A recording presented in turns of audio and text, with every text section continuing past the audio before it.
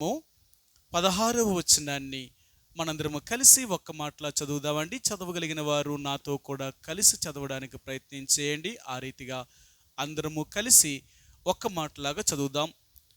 యోహాను రాసిన మొదటి పత్రిక 4వ అధ్యాయము 16వ వచనాన్ని మనందరము కలిపి చదువుదామండి. మన ఎడల దేవునికి ఉన్న ప్రేమను మనం ఎరిగిన వారమై దానిని నమ్ముకుని ఉన్నాము. దేవుడు ప్రేమాస్వరూపి అయి ఉన్నాడు.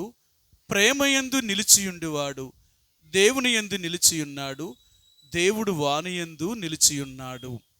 ఈ ఉదయకాల సమయంలో చదవబడిన లేఖన భాగాన్ని దేవుడు దీవించునుగాక.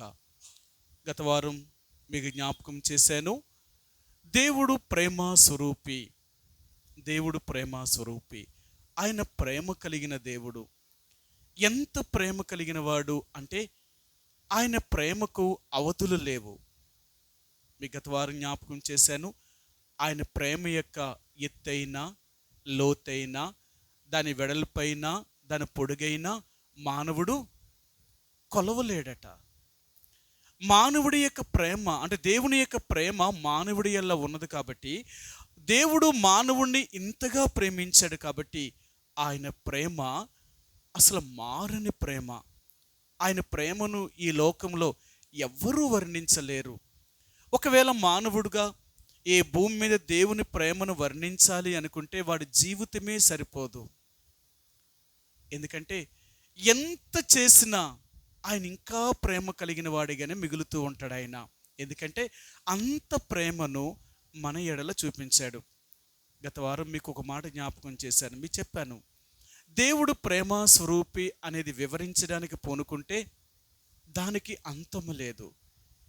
ఆయన ప్రేమను ఎన్ని రకాలుగా వర్ణించగలుగుతున్నారో ఈనాడు భూమి మీద ఒక్కొక్కరికి ఒక్కొక్క రీతిగా అర్థమవుతుంది ఆయన ప్రేమ. గత వారం చెప్పాను, 3 విషయాలు చెప్తాను అని చెప్పాను మీకు. ఒకటి, దేవుడు మనల్ని ఎలాగ ప్రేమించాడు, ఆయన ప్రేమ ఎంత గొప్పది అనేవి 3 మాటలు చెప్తానని చెప్పి మొదటి మాటను చెప్పాను మీకు. యోహాను సువార్త 3వ అధ్యాయము 16వ వచనంలో దేవుడు లోకమును ఎంతో ప్రేమించాడట. దేవుడు లోకాన్ని ప్రేమించాడట. అంటే లోకాన్ని ప్రేమించడం అంటే లోకలున్న ఈ సృష్టిని కాదు, ఆకాశాన్ని, భూమిని, గాలి, నీరు, అగ్ని, ఆకాశము, లేక భూమి మీద ఉన్న జీవరాశులు కానీ ఈ సృష్టిని కాదు దేవుడు ప్రేమించింది. ఆయన ప్రేమించింది ఎవరిని అంటే మానవులుగా సృష్టించిన నిన్ను నన్ను ఆయన అంత ప్రేమించాడు. మానవుడి ఎడల ఆయనకున్న ప్రేమ ఎంత గొప్పదో మీకు గత వారం జ్ఞాపకం చేశాను. ఆయన ప్రేమను మానవుడు ఎంత వర్ణించినప్పటికీ కూడా అది వర్ణనాతీతమైనది, అది తరగనది. ఎంత నువ్వు దేవుని ప్రేమను తెలుసుకోవాలనుకున్నా అది ఇంకా వస్తూనే ఉంటుందన్నమాట. అది తరగని ప్రేమ. అందుకనే ఇర్మియా గ్రంథము 31వ అధ్యాయము 3వ వచనం అంటాడు, ఏమంటాడు అంటే ఆయన శాశ్వతమైన ప్రేమతో మనల్ని ప్రేమించుచున్నాడు అంటాడు. ఆయన ప్రేమ ఎలాంటిది అంటే శాశ్వతమైన ప్రేమ. ఈరోజు ప్రేమించి రేపు నిన్ను వదిలేసేవాడు కాదు, లేక ఈరోజు రేపు నిన్ను ప్రేమించి మరలా నిన్ను ఎల్లుండి వదిలేసేవాడు కాదు. పోనీ ఈ వారం ప్రేమించి, లేకపోతే ఈ నెల ప్రేమించి, ఈ సంవత్సరం ప్రేమించి మరలా వచ్చే సంవత్సరాన్ని ప్రేమించకుండా ఉండే దేవుడు కాదు. ఒకవేళ ఆయన ప్రేమ మన ఎడల మారింది అంటే మనం మారితేనే ఆయన ప్రేమ మారిందేమో, కానీ ఆయన ప్రేమ ఎప్పటికీ మారని ప్రేమ. కాబట్టి దేవుని యొక్క ప్రజలుగా దేవుణ్ణి నీవు నేను ఆరాధించే ముందుగా ఆయన ఎంత ప్రేమ కలిగిన వాడు, ఆయన నీ కొరకు నా కొరకు ఏం చేశాడు అనే విషయాల్ని మీకు జ్ఞాపకం చేయాలనుకుంటున్నాను. రెండవ మాట అంటే దేవుడు ఎంత ప్రేమించాడు మనల్ని అనే విషయాన్ని ఈరోజు మీకు తెలియచేస్తాను. ఎందుకు అంటే దేవుడు లోకములో ఉన్న మనల్ని అందరినీ ప్రేమించి పరలోకాన్ని వదిలిపెట్టి భూమి మీదకి వచ్చాడు. ఆయన ఇంతకంటే ప్రేమ కలిగిన వాడు ఈ భూమి మీద లేడు. ఇక్కడే మీకు చూపించాను కదా, సరే ఆ మాటను మీకు చూపిస్తాను. ఈ 1 యోహాను రాసిన పత్రిక 4వ అధ్యాయము 4వ అధ్యాయము ఆ, ఈయన ప్రేమ ఎంత గొప్పదో, ఆయన ప్రేమను మనం ఎలాగ తెలుసుకుంటున్నామో అన్ని విషయాల్ని ఆయన ఇక్కడ జ్ఞాపకం చేస్తూ వచ్చాడనమాట. ఆయన అంటాడు, ఈ ప్రేమను నిజంగా మనం తెలుసుకున్న వారము అంటాడు ఆయన. ఆయన ప్రేమ ఎంత గొప్పదో, ఆయన ప్రేమ కలిగిన వాడు అని ఎలాంటి వాడో మనం తెలుసుకుంటున్నామండి.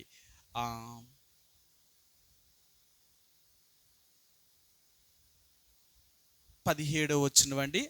చదవండి. ఆ, ఆ,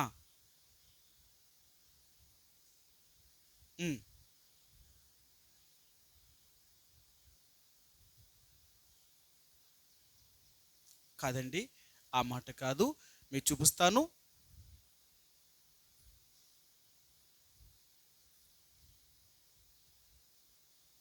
10వ వచనమండి, 4:10.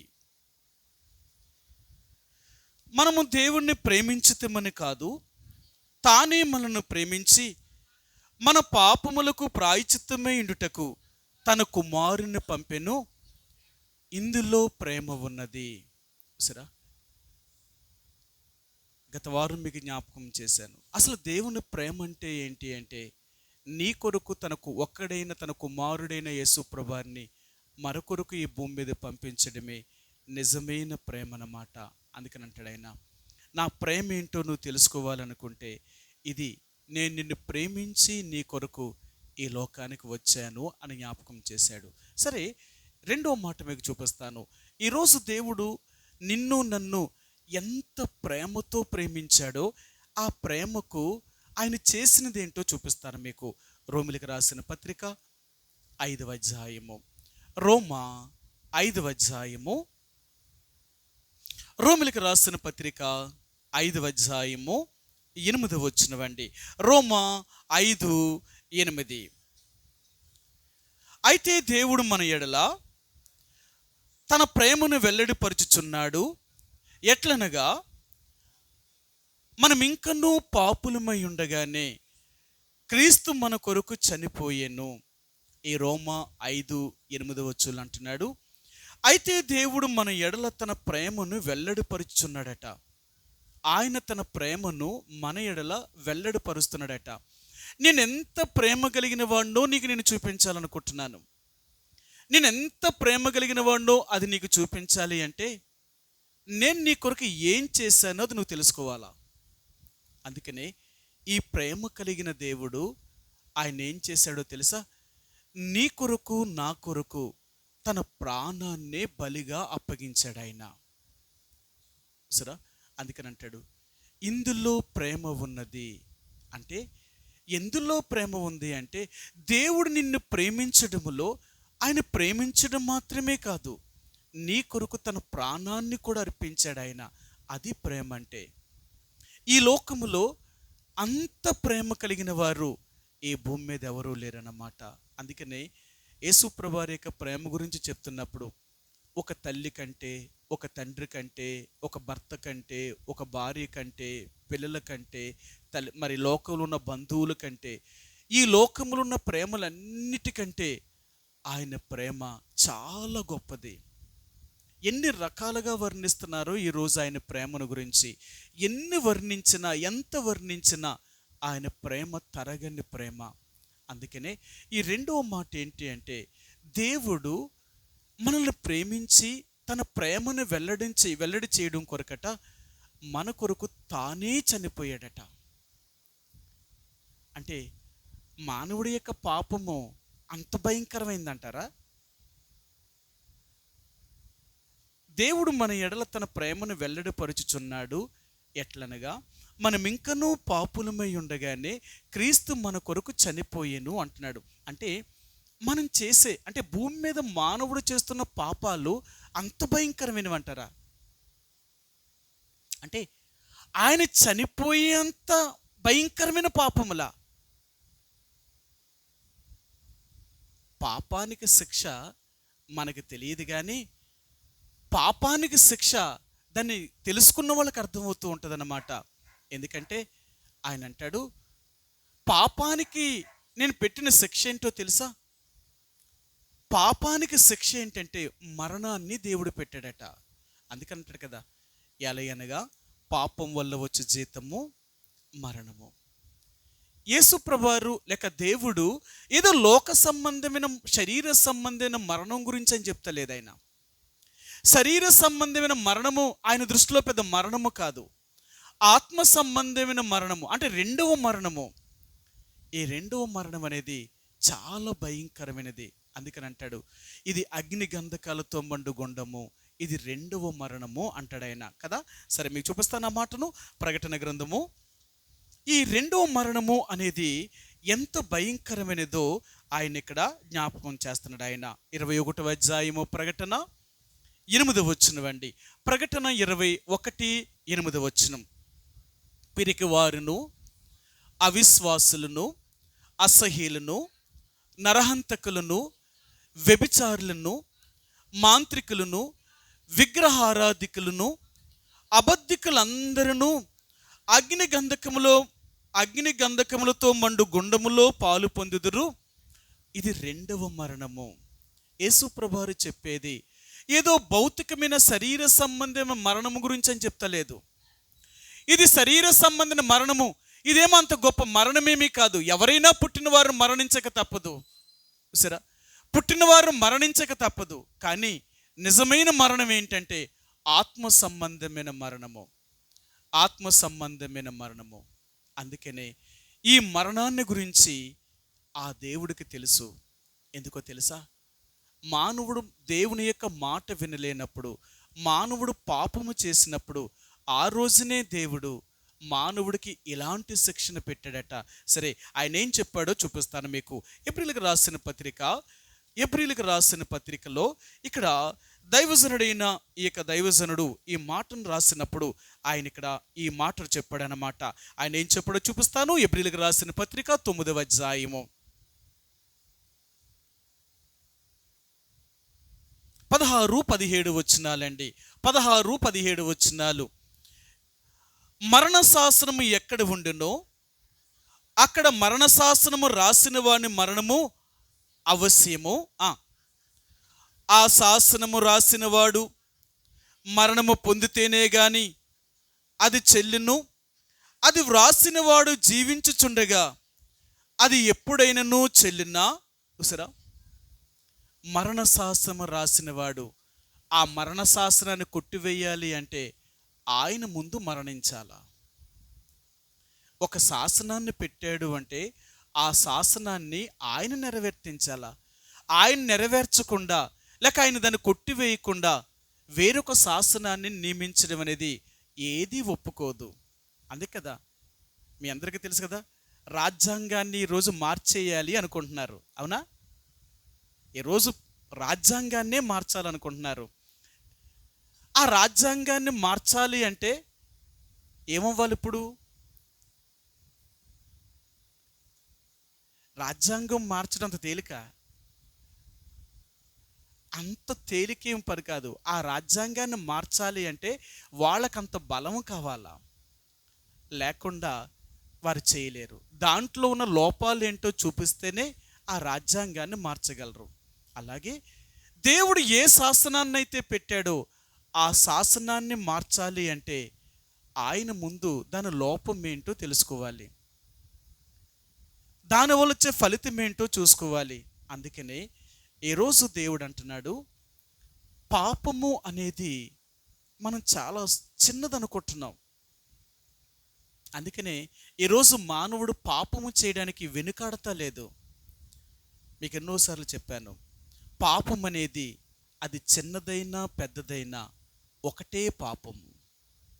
లేదంటే నేను చిన్న తప్పే చేశాను, లేకపోతే నేను పెద్ద తప్పు చేశాను, శిక్ష అనేది పాపానికి ఒకటే ఫలితం అన్నమాట. అది చిన్నదైనా పెద్దదైనా. ఎందుకంటే బైబిల్ గ్రంథంలో చాలాసార్లు మీకు చూపించాను, పాపము చేసిన వారికి చిన్న చిన్న వాటికే ప్రాణాలు దేవుడు తీసేసేవాడు. వాళ్ళు చేసిన పాపానికి మరణమే, ఇంకంతకంటే వాళ్ళకి విడుదల లేదట. నేను చూపించిన ఒక్క మాట చూపిస్తాను. సంఖ్యాకాండము ఒక్క మాట చూపిస్తాను. ఎంత పాపం అనేది, ఇది కూడా పాపమేనా, దీనికి కూడా ఇంత శిక్ష ఉంటుందా అనేది ఒక మాట మీకు చూపిస్తాను. సంఖ్యాకాండము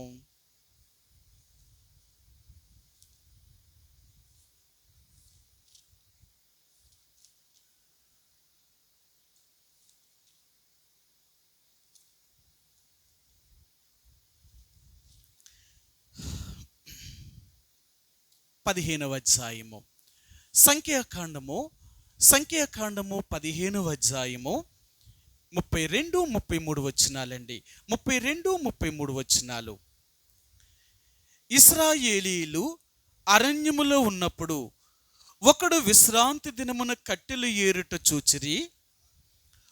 వాడు కట్టెలు ఏరుట చూచిన వారు మోషే యొద్దకు, అహరోను నొద్దకును, సర్వ సమాజము నొద్దకును వారిని తీసుకుని వచ్చిరి. వానికి ఏమి చేయవలనో అది విశదపరచబడలేదు గనుక వానిని కావలలో ఉంచిరి. విశ్రాంతి దినమున ఒకడు కట్టెలు పుల్లలు ఏరుకోవడానికి వెళ్ళాడట. ఇటు పుల్లలు ఏరుకోవడానికి వెళ్తేనే ఎంత నేరమా? సరే, వారు చూశారు, మోషే దగ్గర తీసుకొచ్చారు, అహరోను నదికి. విశ్రాంతి దినమున ఒక మనుషుడు ఏ పని కూడా చేయకూడదు. ఏ పని అంటే తెలుసా? చీపురు పుల్లను కూడా లేపకూడదట. ఆ రోజు అతడు ఏ పని చేయకూడదు. వారు దేవుని మందిరానికి వెళ్ళి దేవుణ్ణి ఆరాధించి తిరిగి వచ్చేదాకా వాళ్ళు ఏ పని చేయకూడదు. అలాంటిది ధర్మశాస్త్రంలో విశ్రాంతి దినమున మనోహరమైనదని, అది గొప్పదని, దాన్ని పాటించాలని, ఎవరైనా పాటించకపోతే దానికి వచ్చే శిక్ష ఏంటో ధర్మశాస్త్రంలో దేవుడు రాయించాడు కాబట్టి మోషే ద్వారా. ఇప్పుడు ఏం చేయాలి వీణ్ణి? అది మోషేకి కానీ అహరోనుకి కానీ తెలియదు. అది ఇంకా విశదపరచబడలేదట. అప్పటికి ఇంకా ఏం తెలియదు. మరి ఏం చేయాలా? సరే, వాడిని కావల్లో పెట్టారు. మోషే దేవుడి దగ్గరికి వెళ్ళి, ప్రభువా, విశ్రాంతి దినమున ఒకడు పొలలో ఏరుకోవడానికి వెళ్ళాడు, సమాజం వాడిని చూసి వాడిని పట్టుకుని తీసుకొచ్చారు, ఇప్పుడు వాడిని ఏం చేయమంటావు అని అడిగితే దేవుడు ఏం చెప్పాడో తెలుసా? అట్టి మనుషుణ్ణి సమాజం ముందుకు తీసుకుని వచ్చి రాళ్లతో కొట్టి చంపేయమన్నాడు. అవునా? సరే, మీకు ఆ మాట చూపిస్తాను.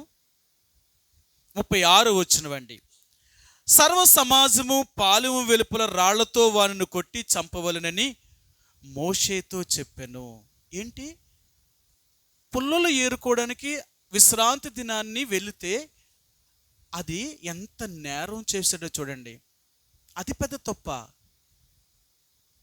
అందుకనే మన పాపాలు మనకు పెద్ద పాపంగా కనిపించవు. ఎందుకంటే పాపం చేసేవాళ్ళకి పాపం ఎందుకు కనిపిస్తాయి?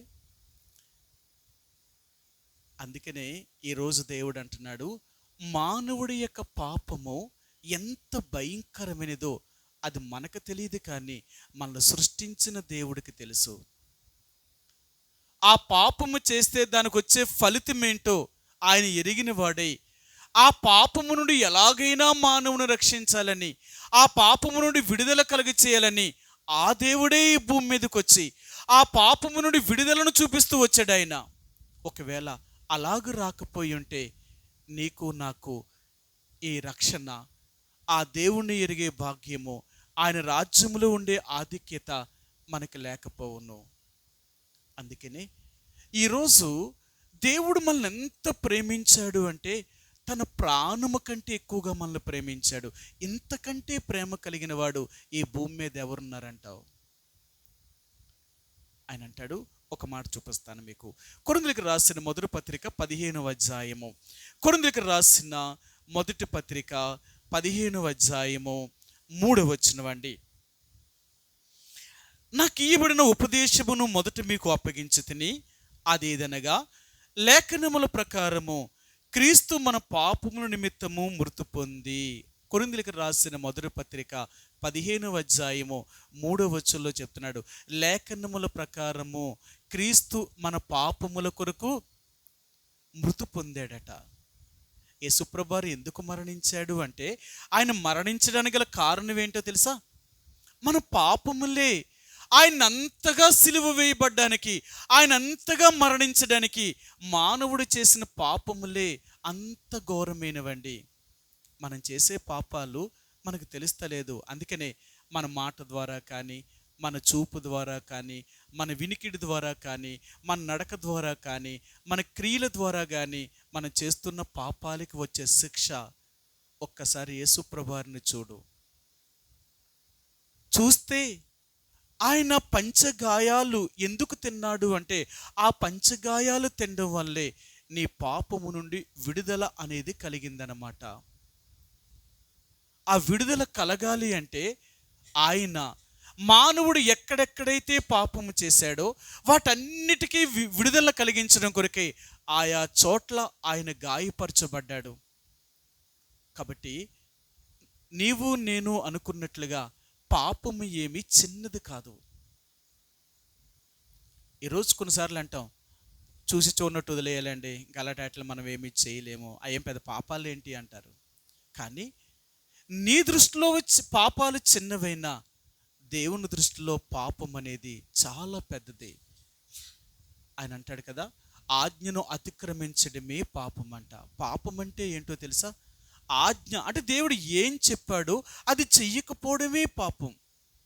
కాబట్టి ఈరోజు యేసుప్రభువారు నీ కొరకు నా కొరకు ఆయన తన ప్రాణాన్నే బలిగా అప్పగించాడు అంటే ఆయన ప్రేమ అంత గొప్పది. కాబట్టే ఆయన మన కొరకు తన ప్రాణాన్ని ఇచ్చాడు. సరే, అంటే పాపము ఎంత భయంకరమైందా? పాపము ఒక మనిషిని ఏం చేయగలదంటారు? పాపము ఒక మనిషిని ఏం చేయగలదంటారు? భ్రష్ట స్వభావాన్ని తీసుకొస్తుంది. ఇంకా మీరు చెప్పాలంటే ఏదైనా చెప్పండి జస్ట్ గారు. పాపము మరణాన్ని తీసుకొస్తుంది. ఇంకా మీకు ఎవరికి తెలీదా? పాపము మానవుణ్ణి ఏ స్థితిలో తీసుకెళ్తుంది? పాపములు వచ్చే ఫలితం ఏంటి? అందుకని అంటాను, పాపము అనేది చాలా భయంకరమైంది. కొన్ని విషయాలు మీకు జ్ఞాపకం చేస్తాను, కొన్ని విషయాలు మీకు చెప్తాను. మొట్టమొదట ఆదాము అవ్వ పాపము చేశారు కదా. కొన్నిసార్లు మన పిల్లలే మనల్ని కాదు అని ఏదైనా తప్పు చేస్తే దానివల్ల వాళ్ళు ఎన్ని కోల్పోతారో తెలుసా? ఎన్ని కోల్పోతారు అంటే వాళ్ళ కోల్పోయేది అది తల్లిదండ్రులకే తెలుసు. అందుకని చెప్తూ ఉంటారు, మా మాట వినలేదా, మేము చెప్పినట్లు చేయలేదా, నీ జీవితాన్ని నువ్వు పాడు చేసుకుంటావు, నీ జీవితాన్ని నువ్వు పాడు చేసుకుంటావు. ఎందుకో తెలుసా? నువ్వు మా మాట వినకుండా కానీ నీకు ఇష్టం వచ్చినట్లుగా జీవిస్తే మా ద్వారా నీకు రావాల్సినవి రావు. ఇంకా తల్లిదండ్రుల ద్వారా పిల్లలకి ఏమొస్తాయి? వాళ్ళ ఆస్తి వస్తుంది. ఇంకా మన ద్వారా మన పిల్లలు ఏం పొందుతారు? ఆస్తి ఒకటేనా అంటే పేరు పొందుతారు. ఇంకా చెప్పండి, ఈరోజు మన పిల్లలకి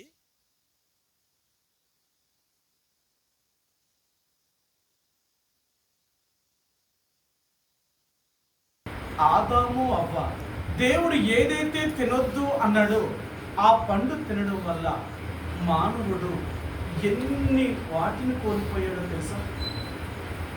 అసలు కోల్పోయాడు అంటే అది ఆదాముకే తెలుసు. ఎంత బాధపడ్డారో ఆ రోజు వారు. ఎంత తెలుసా? ఏదైనా తోటలో ఉన్నంతసేపు వాళ్ళకి ఏది అక్కర్లేదండి, వాళ్ళకి ఏ సమస్య లేదు, ఎంతో సుఖంగా సంతోషంతో జీవించేవారు. వాళ్ళకి ఆహారం మీద కానీ, బట్ట గురించి కానీ, ఉండడానికి నివాసం గురించి కానీ ఇలాంటి చింత, విచారము, బాధ ఏదీ లేదు. వాళ్ళు ఎప్పుడూ సంతోషంతో ఉండేవారు ఏదైనా తోటలో. కానీ దేవుడు ఏదైతే తినొద్దు అన్నాడో ఆ పండుని తినదినమున ఎన్ని పోగొట్టుకున్నారో లేదు. అందుకనే సాతానుడు మానవుణ్ణి ఎందుకు దేవుడి నుంచి దూరం చేస్తున్నాడో తెలుసా? ఏదో లోకంలో సాధించేట్లేదు. ఒక కోతుకు తోక తెగిందంట. ఒక కోతుకు తోక తెగితే అది ఏం చేస్తుందో తెలుసా? ఉన్న కోతులు తోకలన్నీ తగ్గొద్దనే చూస్తుందట. కోతుకున్న లక్షణం అది ఒకటే ఉండదట, దాని జాతికి సంబంధించిన వాటి అన్నిటికీ తోక లేకుండా చేయాలనుకుంటుంది.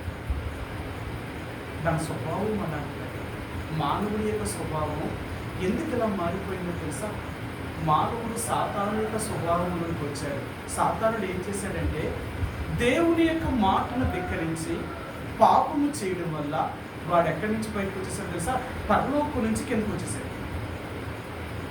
వాడికి ఇప్పటికీ ఇంక పరలోకం లేదు. ఆయన అంటాడు, సరే మీరు చూపిస్తాను. వాడికి ఏం పోగొట్టుకున్నాడో అప్పుడు వాడికి అర్థమైంది. అందుకనే ఆ రోజు నుంచి వాడు ఆ రాజ్యం పోగొట్టుకున్నప్పుడు చాలా బాధపడ్డాడు వాడు. యెషయా గ్రంథము 14వ అధ్యాయము, యెషయా గ్రంథము 14వ అధ్యాయము 12-13 వచనాలండి. యెషయా గ్రంథము 14వ అధ్యాయము 12-13 వచనాలు. తేజో నక్షత్రమా, వేకువ చుక్క, నీవెట్లు ఆకాశం నుండి పడితివి, జనములను పడగొట్టిన నీవు నేల మట్టం వరకు ఎట్లు నరకబడితివి. నేను ఆకాశంలోకి ఎక్కిపోయేదను, దేవుని నక్షత్రములకు పైగా నా సింహాసనమును హెచ్చింతును, ఉత్తర దిక్కునున్న సభా పర్వతం మీద కూర్చుందును, మేఘమండలం మీదకి ఎక్కుదును, మహోన్నతులతో నన్ను సమానుడిగా చేసుకుందునని నీవు మనసులో అనుకుంటివి కదా. సాతాను అంటే ఈ లూసిఫర్, ఈ ప్రధాన దూత ఎందుకు పరలోకం నుంచి భూమి మీదకి వచ్చాడు అంటే వాడి కోరికలు, వాడి ఆశలన్నీ ఇలాగున్నాయి. అందుకనే ఇలాంటి వాడికి నా దగ్గర స్థానము లేదు అని దేవుడు ఆ లూసిఫర్ని, ఆ సాతానుని, ఆ దూతని ఆయన ఆకాశం నుండి అంటే పరలోకం నుండి కిందకి గెంటేశాడు. అంతేకాదు, అప్పుడు నుంచి ఇంకెప్పటికీ కూడా వాడికి పరలోకం వెళ్ళే ఆధిక్యత ఇక లేదు. ఇప్పుడు వాడికి లేదు కాబట్టి ఇప్పుడు వాడేం చేశాడు తెలుసా? ఏ మానవుడినైతే దేవుడు సృష్టించి ఏదైనా తోటలో పెట్టాడో ఆ మానవుడికి ఆ పరలోక రాజ్యాన్ని ఇవ్వాలనుకున్నాడో ఆ రాజ్యానికి మానవుడిని వెళ్లకుండా చేయడం కొరకే వీడు ప్రయత్నం అంటారు. అందుకనే ఈరోజు మానవుడు ఎక్కడికి వెళ్ళకూడదు అంటే స్వర్గానికి వెళ్ళకూడదు, పరలోకానికి వెళ్ళకూడదు. వాడు వెళ్ళాడంటే వాడు ఎంతో సుఖంగా సంతోషంగా ఉంటాడు.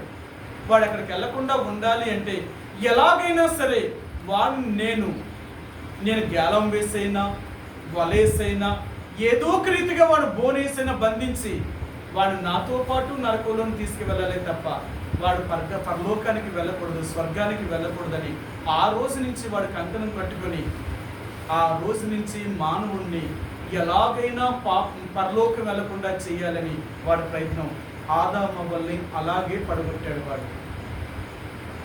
ఎప్పుడైతే ఆదాము అవ్వ దేవుడు తినొద్దన్న పండును తిన్నారో వీళ్ళు చాలా కష్టాలు గుండా వెళ్ళారండి.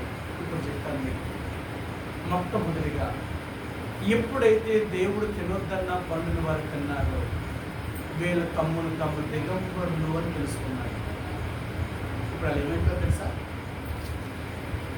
దరిద్రులు అయిపోయారు. అదేంటి? దేవుడు అప్పుడు దాకా ఇచ్చిన మహిమా వస్త్రాలు ఇంకా వారి ఒంటి మీద కనపడలేదు. ఎప్పుడైతే దేవుడి యొక్క మాటను ధిక్కరించారో తమ్ముడు దిగంబరులుగా చేసుకున్నారు. రెండవదిగా మానవుడు పాపము చేయడం వల్ల దేవునితో ఉన్న సహవాసాన్ని తెంపేసుకున్నాడు. మానవుడు పాపము చేయడం వల్ల దేవునితో ఉన్న సహవాసాన్ని తెంపేసుకున్నాడు. అక్కడితో ఆగేయడం లేదు.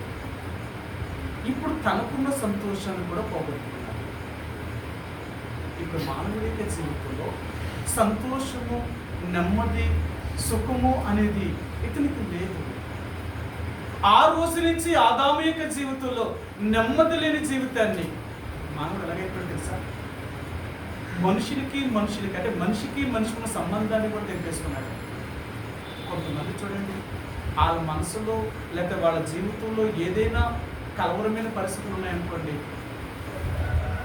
ఒక మనిషి మీద ఏదైనా ద్వేషం కానీ పగ కానీ ఏదైనా ఉందనుకోండి, ఆ మనిషితో సంబంధం లేకుండా తెంపేసుకోవడానికి ప్రయత్నం చేస్తారు. వాళ్ళతో మాట్లాడరు, వాళ్ళ దగ్గరికి వెళ్ళరు, వాళ్ళకి ఎటువంటి సహాయం చేయరు. వాళ్ళు ఏమైపోతే నాకేంటి. అవునా? మానవుడు వ్యక్తిగత సహవాసాన్ని కూడా కోల్పోయాడు. ఎంత దుర్మార్గుడైపోయాడు తెలుసా? నేను ఒక సంగతిని చెప్తాను. సొంత అక్క చచ్చిపోతే తన చెల్లిని ఇంటి పక్కనే ఉండి కప్పు పెట్టినా, అది చచ్చినా నేను రానని ఏ రోజో నేను మాట ఇచ్చాను కాబట్టి అది చస్తే నాకేంటి, నేను రాను అని చెప్పి. అంటే పగ ఎలా ఉందో చూడండి. సొంత అక్క చచ్చిపోయినా సరే ఆ అక్కను చూడడానికి రాలేదు. ఎలా చచ్చిపోయిందో తెలుసా? అక్క 2 కిడ్నీలు ఫెయిల్ అయిపోయి మంచాన్ని పడి ఎంత నరకం అనుభవించిందో అమ్మాయి. ఆ నరకం ఎలా ఉందో తెలుసా? మనిషి మంచానికి ఆ మాత్రం ఉబ్బిపోయిందనమాట. ఒంటంతా నీరు పట్టేసింది. ఆ బాధలో కూడా మేమట్టిందో తెలుసా? ఒక్కసారి నా చెల్లెలు మొక్కను చూస్తాను అని అమ్మని చెప్పండి. ఒక్కసారి నా చెల్లెలు మొక్కను చూస్తున్నాను. అలాంటి పరిస్థితిలో కూడా కబురు పెట్టిన సొంత బావగారు వెళ్ళి తన కూతుర్లు తన కొడుకుని చెప్పిన, నేను మీ ఇంటితో నాకు ఎటువంటి సంబంధం లేదు, నేను రానంటే రాను, అది చస్తే చావే, ఏ రోజు నా బంధం తెగిపోయింది, నీకు లేదు అని చెప్పి శవాన్ని తీసుకెళ్తున్నప్పుడు కూడా రాలేదు. మానవుడు ఎలా మారిపోయాడో చూడండి. తన మానవుడు ఎలాంటి చెడుతనంతో నిండిపోయాడు. అందుకని మానవుడి యొక్క జీవితంలో నెమ్మదిని కోల్పోయాడు. మానవుడు దేవుని యొక్క రాజ్యాన్ని కోల్పోయాడు. 5వదిగా మానవుడు దేవుడి సృష్టి మీద ఇచ్చిన అధికారాన్ని కోల్పోయాడు.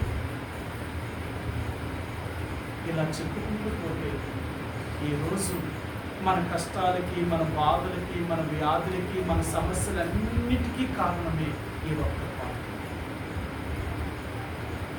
దేవుడు ఇవన్నిటికీ గల కారణం ఏంటి అంటే మన పాపములే వీటన్నిటికీ కారణం అంట. అవునా? నేను చూపిస్తాను ఆ మాటలు. ఇర్మియా గ్రంథము మీకు ఎన్నోసార్లు చూపించాను, కానీ ఇప్పుడు మరలా చూపిస్తాను. పాపము అనేది మానవుడిని ఎంత శ్రమలోకి తీసుకుని వెళ్ళిందో ఆ 5వ అధ్యాయము ఇర్మియా గ్రంథము 5వ అధ్యాయము 25వ వచనమండి. 5:25 మీ దోషములు వాటి క్రమమును తప్పించెను, మీకు మేలు కలుగుకున్నటకు మీ పాపములే కారణము. మన పాపాలు మనకి ఎంత దూరం తీసుకెళ్తాయో తెలుసా? మనకి మేలు జరగకపోవడానికి గల కారణము కూడా మన పాపములే. మనం అనుకుంటున్నాం మనం చేసే పాపాలు మళ్ళీ ఏం చేస్తాయిలే, మనకేం వస్తుందిలే, మనం బాగానే ఉన్నాం కదా, మనం బాగానే తిరుగుతున్నాం కదా, మనం బాగానే ఉంటున్నాం కదా, మనకి పాపాలు పెద్ద మళ్ళీ ఏం చేయలేము అనుకున్నాం. మర్చిపోతుంది. మనం చేసే పాపాలు ఎప్పటికీ మనం వదలదు. అవునా? 2 మాటలు చూపిస్తాను. మనం చేసే పాపాలు మనల్ని ఎప్పటికీ వదలబట్ట. సరే, మొదటి మాట చూపిస్తాను. సంఖ్యాకాండము 32వ అధ్యాయము. సంఖ్యాకాండము 32వ అధ్యాయము 23వ వచనమండి. 32:23. సంఖ్యాకాండము 32వ అధ్యాయము 23వ వచనమండి. మీరు అట్లు చేయని ఎడల యెహోవా దృష్టికి పాపం చేసిన వారు అగుదురు గనుక మీ పాపము మిమ్మును, మన పాపం మనం వదలదట. మనం చేసే పాపాలన్నీ మనం పట్టుకుంటాయట. అందుకని మనం చేస్తున్న పాపాలు మనం అనుకుంటున్నాం ఇవి నన్ను ఏం చేస్తాయి, అవి నన్ను ఏం చేస్తాయి, నేను ఏం చేసినా పర్లేదు. మర్చిపో. పాపము అనేది ఎంత భయంకరమైనదో దేవుడు జ్ఞాపకం చేయాలి. అందుకని ఆ పాపము నుండి మానవుని విడిపించడం కొరకు, ఆ పాపము కొరకి దేవుడే మరణించవలసి వచ్చింది. అంత తేలికైన పాపములు కాదండి, అంత తేలికైన పాపము కాదు. పాపం చాలా భయంకరమైనది. అందుకని ఇర్మియా ఇశ్రాయేలు ప్రజల గురించి దేవుడు చెప్తున్నట్టు, ఇశ్రాయేలు ప్రజలకు తగిలిన గాయము ఎంత ఘోరమైన గాయం తగిలిందంటో ఆ దెబ్బకి వీళ్ళకి స్వస్థతే లేకుండా పోయిందంట. సరే, మీరు చూపిస్తాను ఆ మాటలు కూడా. ఇర్మియా గ్రంథము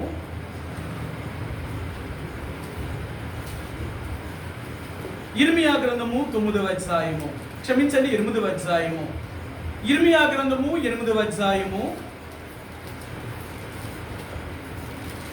21, 22 వచనాలండి. నా జనుల వేదనను బట్టి నేను వేదన పడుచున్నాను, వ్యాకుల పడుచున్నాను. ఘోర భయము నన్ను పట్టి ఉన్నది. గిలాదులో గుగ్గిలము ఏమీయూ లేదా, అక్కడ ఏ వైద్యుడును లేదా. నా జనులకు స్వస్థత ఎందుకు కలగకపోవచ్చున్నది అని అంటున్నాడు. నా ప్రజలకు ఎందుకు స్వస్థత లేదు? అంత భయంకరమైన గాయం తగిలిందా?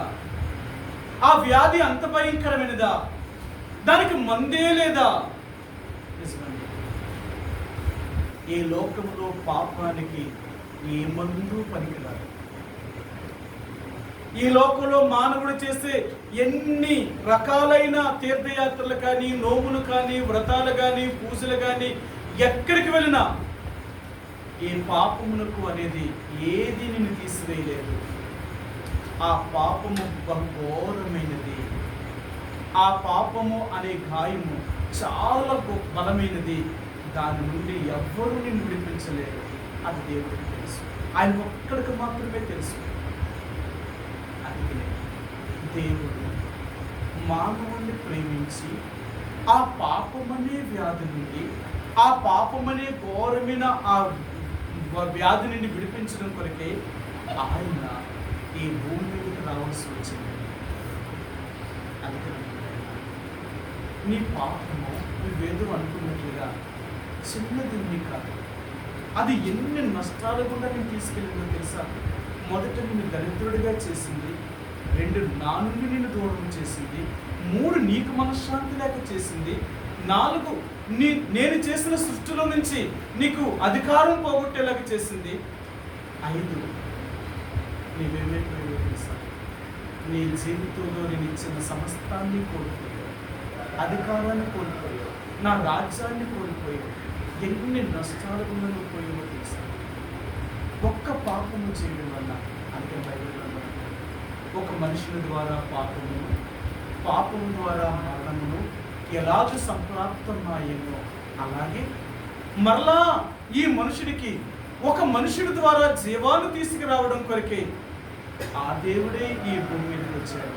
బైబిల్ గ్రంథంలో మొదటి కొరింథీయులకు రాసిన పత్రిక 15వ అధ్యాయంలో కొన్ని విషయాలు చెప్తూ ఆయన ఏమంటాడంటే, మొదటి ఆదాము జీవించు ప్రాణి అయ్యాడు, కడపటి ఆదాము జీవింపచేయు ప్రాణి అయ్యాడు. అందుకనే మొదటి ఆదాము ద్వారా ఈ లోకములో మరణము అనేది సంప్రాప్తమయ్యి మానవుడు ఈ లోక సంబంధంగా మరణించడమే కాక ఆత్మ సంబంధమైన మరణములోనికి వెళ్ళాడు. అయితే కడపటి ఆదాము అనే యేసు ప్రభువారు ఈ భూమి మీదకు నా కొరకు ఆయన బలైపోయాడు. అందుకనే ఈరోజు దేవుడు అంటున్నాడు, నీ పాపము నిన్ను వదలదు. మర్చిపోకు. మీరు అట్లా చేయండి ఎడల యెహోవా దృష్టికి పాపం చేసిన వారు అగుదురు గనుక మీ పాపమే మిమ్మల్ని పట్టుకుంటుందట.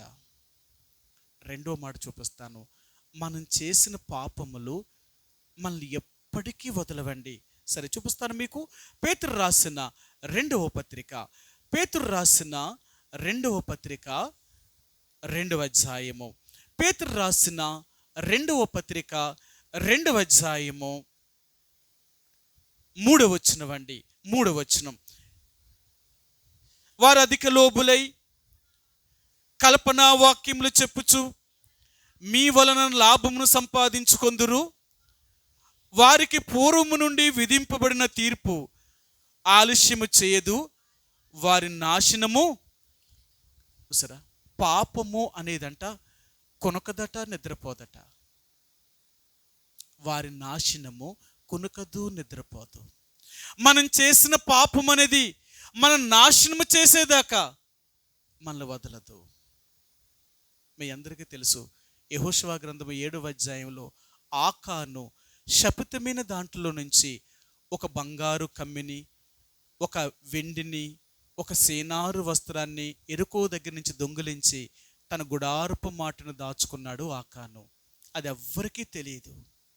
ముందే చెప్పాడు దేవుడు, ఎరుకోలో ఉన్నదంతయు శపితమైనది కనుక అక్కడ మీకు ఏది దొరికినా అది దేవుడి మందిరానికే తీసుకొని ఇచ్చేయండి తప్ప మరి ఇంకెవ్వరు తీసుకోకూడదు. ఎందుకంటే శపితమైనది ఏదైనా ఆశిస్తే మీరు శాపగ్రస్తులుగా మారిపోతారు అని చెప్పాడు ఆయన.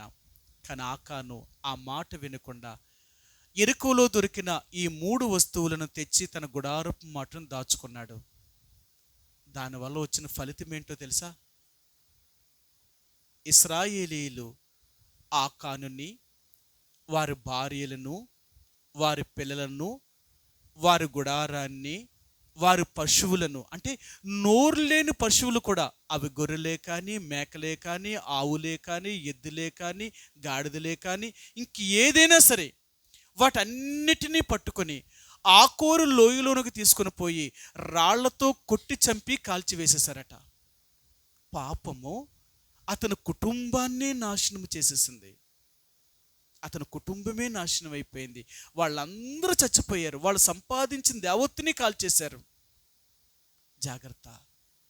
ఈరోజు నువ్వు నేను అనుకుంటున్నట్టుగా పాపము అనేది అంత తేలికైనది కాదు. అది దేవుడికి తెలుసు. అందుకనే ఆ పాపము నుండి విడుదల చేయడం కొరకు, ఆ పాపము నుండి విడిపించడం కొరకు ఆ దేవుడు ఈ భూమి మీదకి వచ్చాడు అని అంటాడు. ఈ దుష్ట లోకములో నుండి నేను నిన్ను విడిపించడం కొరకు నా ప్రాణాన్ని నీ కొరకు బలిగా అప్పగించాను. గలతీయులకు రాసిన పత్రిక మొదటి అధ్యాయము. గలతీయులకు రాసిన పత్రిక. ఇక్కడ అపోస్తలుడైన పౌలు ఈ గలతీ సంఘానికి ఈ విషయాన్ని జ్ఞాపకం చేస్తున్నాడు. ఆయన ఏం జ్ఞాపకం చేస్తున్నాడో మీకు చూపిస్తాను. గలతీయులకు రాసిన పత్రిక మొదటి అధ్యాయము 4 వచనమండి. గలతీ 1:4. మన తండ్రి అయిన దేవుని చిత్త ప్రకారము క్రీస్తు మనలను ప్రస్తుతపు దుష్టకాలములో నుండి విమోచింపవలనని మన పాపముల నిమిత్తము తన్ను తాను అప్పగించుకొనెను. యేసుప్రభువారు మన పాపముల కొరకు తన్ను తాను ఆ సిలువకు అప్పగించుకున్నాడు. మన పాపముల కొరకు ఆ సిలువ మీద ఆయన మరణించాడు. ఎందుకు యేసుప్రభు మరణించాడో తెలుసా? అంటే మన పాపముల కొరకు. మనమేం పాపాలు చేసాం? మనమేం తప్పులు చేసాం? అంటే ఈరోజు మానవుడు ఎన్ని రకాలైన పాపములో బంధించబడ్డాడు, ఎన్ని రకాలైన తప్పులు చేస్తున్నాడు. ఇవన్నీ పాపము కాదా? అందుకనే దేవుడు అంటున్నాడు, నేను నిన్ను ప్రేమించి ప్రస్తుతపు ఈ దుష్టకాలములో నుండి, ఈ చెడిపోయిన లోకములో నుండి, ఈ పాపాత్ములైన మనుషుల మధ్యలో నుండి నిన్ను విడిపించడం కొరకు నేను 2025 సంవత్సరాల క్రితమే ఈ భూమి మీదకి వచ్చి నీ కొరకు నేను మరణించాను. ఇది నా ప్రేమ అంటావా? నువ్వు తెలుసుకున్నావా నా ప్రేమ ఏంటో? ఈరోజు నువ్వు రక్షించబడ్డావు అంటే, నా బిడ్డగా చేయబడ్డావు అంటే, ఇందులో నేను ఎంత ప్రేమ కలిగిన వాడినో నువ్వు తెలుసుకున్నావా? ఇది నా ప్రేమ. ప్రియ సహోదరి సోడా, పాపము చేయడం వల్ల పాపము మనుషుణ్ణి ఎంత భ్రష్టుడిగా తయారు చేసింది, ఎంత నీచుడిగా తయారు చేసింది. మానవుడు ఎన్ని రకాలైన వాటిని కోల్పోయాడు. ఇలాంటి మానవుడిని యేసుప్రభువారి యొక్క రక్తము చేత మరలా ఆయన మనలందరినీ కడిగి మనలను ఆయన మరలా అలంకరించాడు ఆయన. అందుకని మీరు యెషయా గ్రంథం చదివినప్పుడు అంటాడు, ఏ రోజునైతే నా దగ్గరికి నువ్వు వచ్చావో ఆ రోజు నీ దిగంబరత్వాన్ని పోగొట్టాను. అప్పుడు దాకా మానవుడు దిగంబరగా సంచరించిన వాడు దేవుడి దగ్గరికి ఎప్పుడైతే వచ్చాడో ఆ మానవుడికి దేవుడు రక్షణ అనే వస్త్రాన్ని ధరింపచేశాడట. ఆ రోజు నీ మీద నా మీద ఆయన రక్షణ వస్త్రాన్ని కప్పాడు. సరే మీకు చూపిస్తాను. యెషయా గ్రంథము 61 అధ్యాయము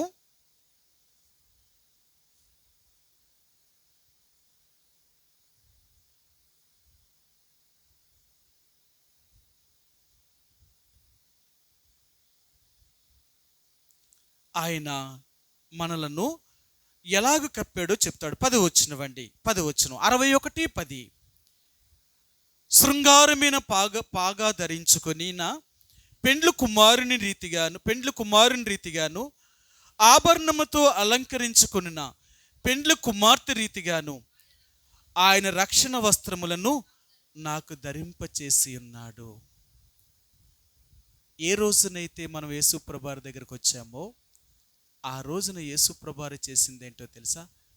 నీ మీద ఆయన రక్షణ అనే వస్త్రాన్ని కప్పాడు. అప్పుడు దాకా మనం వస్త్రములు లేని వారము, అంటే రక్షణ అనే వస్త్రము లేని వారము, దిగంబరులుగా చేయబడ్డాం.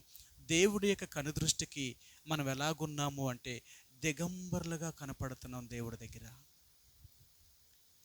అందుకే దేవుడు అంటాడు, నీ దిగంబరత్వము నా ఎదుట కనపడకున్నట్లుగా నీ వస్త్రముతో అలంకరించుకో. ఒకవేళ అలాగూ అలంకరించుకోకపోతే నువ్వు నరకంలోకి వెళ్ళిపోతావు. యేసుప్రభువారు ఈరోజు నీ కొరకు నా కొరకు ఆయన సిలువ మీద మరణించి ఆయన రక్తము చేత నిన్ను నన్ను ఆయన కడిగి శుద్ధీకరించి మరలా మనకి రక్షణ అనే వస్త్రాన్ని ధరింపచేశాడు. అంతేనా? లేదు, ఇంకేం చేశాడో తెలుసా? ఆ యేసు ప్రభు దగ్గరికి నువ్వు నేను వచ్చి పాపాన్ని ఒప్పుకోవడం వల్ల ఆ తండ్రితో ఉన్న వైరాన్ని తీసివేశాడు. అందుకని అంటాడు, ఎఫెసీయులకు రాసిన పత్రిక 2వ అధ్యాయం అంటాడు, ఆ తండ్రితో మనలను సమాధానపరిచాడట. ఏ సంబంధమైతే మనకు పోయిందో, ఏ దేవుడితో అయితే మనకు ఆ యొక్క సంబంధ భావ్యం పోయిందో, మరలా ఆ దేవుడితో మనం సమాధానపరచడం కొరకై ఆయన కుమారుడైన యేసు ప్రభువారి యొక్క సిలువ రక్తము చేత మన ఇరువురికి సంధి చేసి మన ఇరువురిని సమాధానపరిచాడు అంటాడు ఆయన. రెండవదిగా యేసు ప్రభువారు చేసింది ఏంటో తెలుసా? నిన్ను నన్ను ఆయన తండ్రితో సమాధానపరిచాడు. అందుకనే ఈరోజు మనం ప్రార్థన చేసేటప్పుడు పరలోకమందున్న మా తండ్రి అని అడుగుతున్నాం.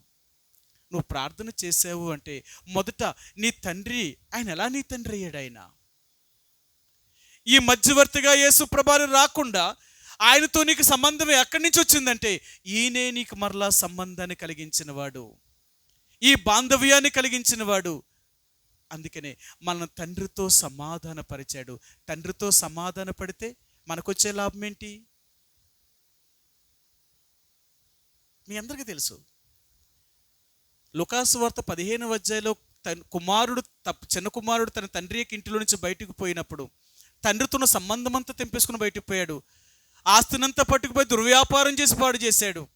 కానీ చివరికి తన తండ్రి యొద్దకు రావాలనే ఆలోచన అతను తిరిగి వచ్చినప్పుడు ఆ తండ్రి ఆ కుమారుణ్ణి దూరము నుండే చూసి పరిగెత్తుకుని వెళ్ళి వాడి మెడ మీద పడి ముద్దు పెట్టుకొని, ఇప్పుడు ఆ కుమారుడికి ఏమి ఇచ్చాడంటే ఆ తండ్రి తన కుమారుడికి అధికారం ఇచ్చాడట. ఇంతకుముందు నా కొడుకు ఎలాగున్నాడో వాడు నా కొడుకో, ఈ ఇంటి మీద అధికారము, ఇప్పటికి మరలా వాడికి అధికారం ఉంది. ఈడు నా కొడుకే.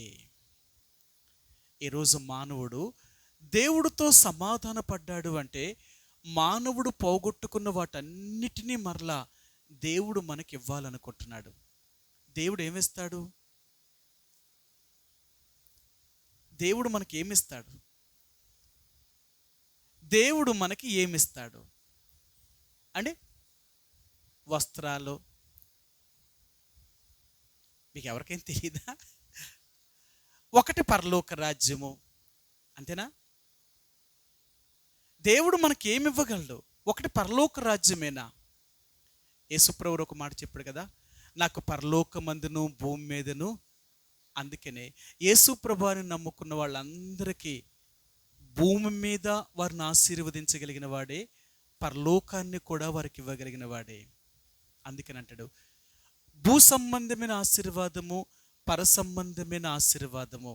అందుకనే ఈ రెండు మానవుడికి ఇవ్వాలనుకున్నాడు ఆయన. యాకోబు రాసిన పత్రిక 1వ అధ్యాయం మీకు ఎన్నోసార్లు చూపించాను. ఆ జ్యోతిర్మయుడైన తండ్రి యొద్ద నుండి ఆ పరలోక సంబంధమైన ఆశీర్వాదము మనకు కలుగుతుందంట. ఆయన యందు ఏ గమనం వల్ల కలుగు ఏ ఛాయైనను లేదట. ఆయన పరలోక సంబంధమైన వరమును, పరలోక సంబంధమైన ఆశీర్వాదాలని మనకి ఇవ్వాలనుకుంటున్నాడు ఆయన. ఏ రోజునైతే మానవుడు దేవుడితో సమాధానపరచబడ్డాడో ఆ రోజు నుంచే ఆ మానవుడికి దేవుడు పరలోకమందును భూమి మీదను వారికి ఆశీర్వాదాన్ని, దీవెనను, వారి ఆస్తిని ఇవ్వాలనుకుంటున్నాడు ఆయన. మీకు ఎన్నోసార్లు చెప్పాను, నిజముగా యేసు ప్రభునందు విశ్వాసం ఉంచిన వారిని ఆ దేవుడే ఆశీర్వదిస్తాడు. వీళ్ళు ఎవ్వరి ద్వారా దీవించబడ్డరు. మనల్ని చూసే వాళ్ళందరూ ఏం చెప్తారట తెలుసా? వీరు యెహోవా చేత ఆశీర్వదించబడిన జనులు అని చెప్తారట. ఎవరి కష్టం చేత మనం పైకి రాము. ఒకవేళ నీ తల్లిదండ్రుల ద్వారా కానీ, నీ అత్తమామల ద్వారా కానీ వాళ్ళ ఆస్తిని కలిసి వచ్చింది అనుకోండి, లోకం ఏమంటారు తెలుసా? వాళ్ళు ఎలా పెద్దోళ్ళయ్యారట? వాళ్ళ అమ్మాలు ఇచ్చారు ఆస్తి, లేకపోతే వాళ్ళ అత్తగారు ఇచ్చారు ఆస్తి, దానివల్ల పెద్దోళ్ళు అయ్యారు. వాళ్ళు తమంతట వచ్చారా? కానీ దేవుని బిడ్డలాగా వస్తారో తెలుసా? వాళ్ళ అత్తగారి ఆస్తి వల్ల పైకి రారు, వాళ్ళ అమ్మ బాబు సంపాదించిన ఆస్తి వల్ల పైకి రారట. వీళ్ళు ఎవరి వల్ల వస్తారో తెలుసా? యెహోవా ఆశీర్వాదము నొందిన వారట. వీళ్ళ దేవుడు ఆశీర్వదించాడు గనక వాడు గొప్పవాడయ్యాడట. అవునా? మీరు ఆదికాండం 26వ అధ్యాయంలో ఇస్సాకు గురించి చెప్పినప్పుడు ఆ మాట అంటాడు ఆయన, దేవుడు ఇస్సాకును ఆశీర్వదించిన గనుక ఆ మనుషుడు గొప్పవాడాయను. ఈ రోజున ఎవరైతే యేసు ప్రభు దగ్గరికి వచ్చారో, లేక తండ్రి అయిన దేవుణ్ణి అంగీకరించారో, వాళ్ళందరినీ దేవుడు ఇహమందు పరమందు ధనవంతులు చేయాలనుకుంటున్నాడు ఆయన. మూడవదిగా, ఏ మానవుడైతే ఈ సమాధానాన్ని, సంతోషాన్ని, నెమ్మదిని పోగొట్టుకొని ఈర్ష్య, పగ, ద్వేషము, లోక సంబంధమైన చెడుతో నిండిపోయాడో, ఈ మానవుడి యొక్క హృదయంలో నుండి వీటన్నిటినీ తీసివేశాడు. యేసు ప్రభువుని నమ్ముకున్న ఒక వ్యక్తి ఎలాగుంటాడో తెలుసా? ఎలాగుంటాడట? యేసు ప్రభువుని నమ్ముకున్న ఒక వ్యక్తి ఎలాగుంటాడట? మీ అందరికీ తెలుసు. భక్సింగ్ గారు సాక్ష్యం చదివారు కదా. ఆ చిన్న సాక్ష్యం మీద మొట్టమొదటిగా ఆయన ఒక మాట రాశాడు. ఆ మాట ఏంటట? చెప్పనసక్యమును మహిమాయుక్తమైన సంతోషము గలవారై వీరు సంతోషిస్తారట కదా. సరే, మీకు ఆ మాట చూపిస్తాను. యేసు ప్రభువుని ఎప్పుడైతే నువ్వు ఆయన నమ్ముకున్నావో అప్పటి నుంచి నీ జీవితంలో యేసు ప్రభువు అనుగ్రహించే ఈ సంతోషం ఏంటో నీకు చూపిస్తాను. ఈ సంతోషము ఎంత గొప్పది అంటే, ఈ సంతోషాన్ని ఏది కూడా నీ నుండి కానీ నా నుండి కానీ అది తీసివేయలేదు. అంత గొప్ప సంతోషాన్ని యేసు ప్రభువు నీకు నాకు అనుగ్రహించాడు ఆయన. పేతురు రాసిన మొదటి పత్రిక 1వ అధ్యాయము 8-9 వచనాలు ఉన్నాయండి. 8-9 వచనాలు కలిసి ఉన్నాయి. మీరు ఆయనను చూడకపోయినను ఆయన్ను ప్రేమించుచున్నారు, ఇప్పుడు ఆయనను కనులారా చూడకయే విశ్వసించుచు మీ విశ్వాసమునకు ఫలమును అనగా ఆత్మరక్షణ పొందుచు చెప్పనసక్యమును మహిమాయుక్తమైన సంతోషము గలవారై ఆనందించుచున్నారు. యేసు ప్రభువుని నమ్ముకున్న వాళ్ళందరూ ఎలాగుంటారట? ఎప్పుడు సంతోషము, ఆనందము కలిగి ఉంటారట. మనకు ఉందంటవా? యేసు ప్రభువుని నమ్ముకున్నాం, దేవుని బిడ్డలమని చెప్పుకుంటున్నాం, కానీ ఎప్పుడు నెమ్మది లేదండి నా బ్రతుకులో. నా బ్రతుకులో ఎప్పుడూ సుఖం లేదండి, నా బ్రతుకులో ఎప్పుడూ నాకు సంతోషం లేదండి మనం చెప్పే మాటలు. అసలు నీలో దేవుడు ఉన్నాడంటావా? నీలో దేవుడు ఉంటే అసలు ఏది నీ సంతోషాన్ని తీసివేస్తుంది? మాకు సండే స్కూల్లో పాట నేర్పించేవారు, నీకున్న ఈ సంతోషం ఈ లోకం ఇవ్వలేదు, ఈ లోకం తీసుకోలేదు. నీకున్న ఈ రక్షణ ఈ లోకం ఇవ్వలేదు, లోకం తీసుకోలేదు. దేవుడు ఇచ్చే సంతోషం, ఆనందాన్ని ఈ లోకంలో ఉన్నది ఏది పోగొట్టలేదు. అందుకని అపోస్తలుడైన పౌలు అంటాడు, క్రీస్తు ప్రేమ నుండి నన్ను ఏదియు వెడబాపలేదు. అక్కడ 7 చెప్పాడు.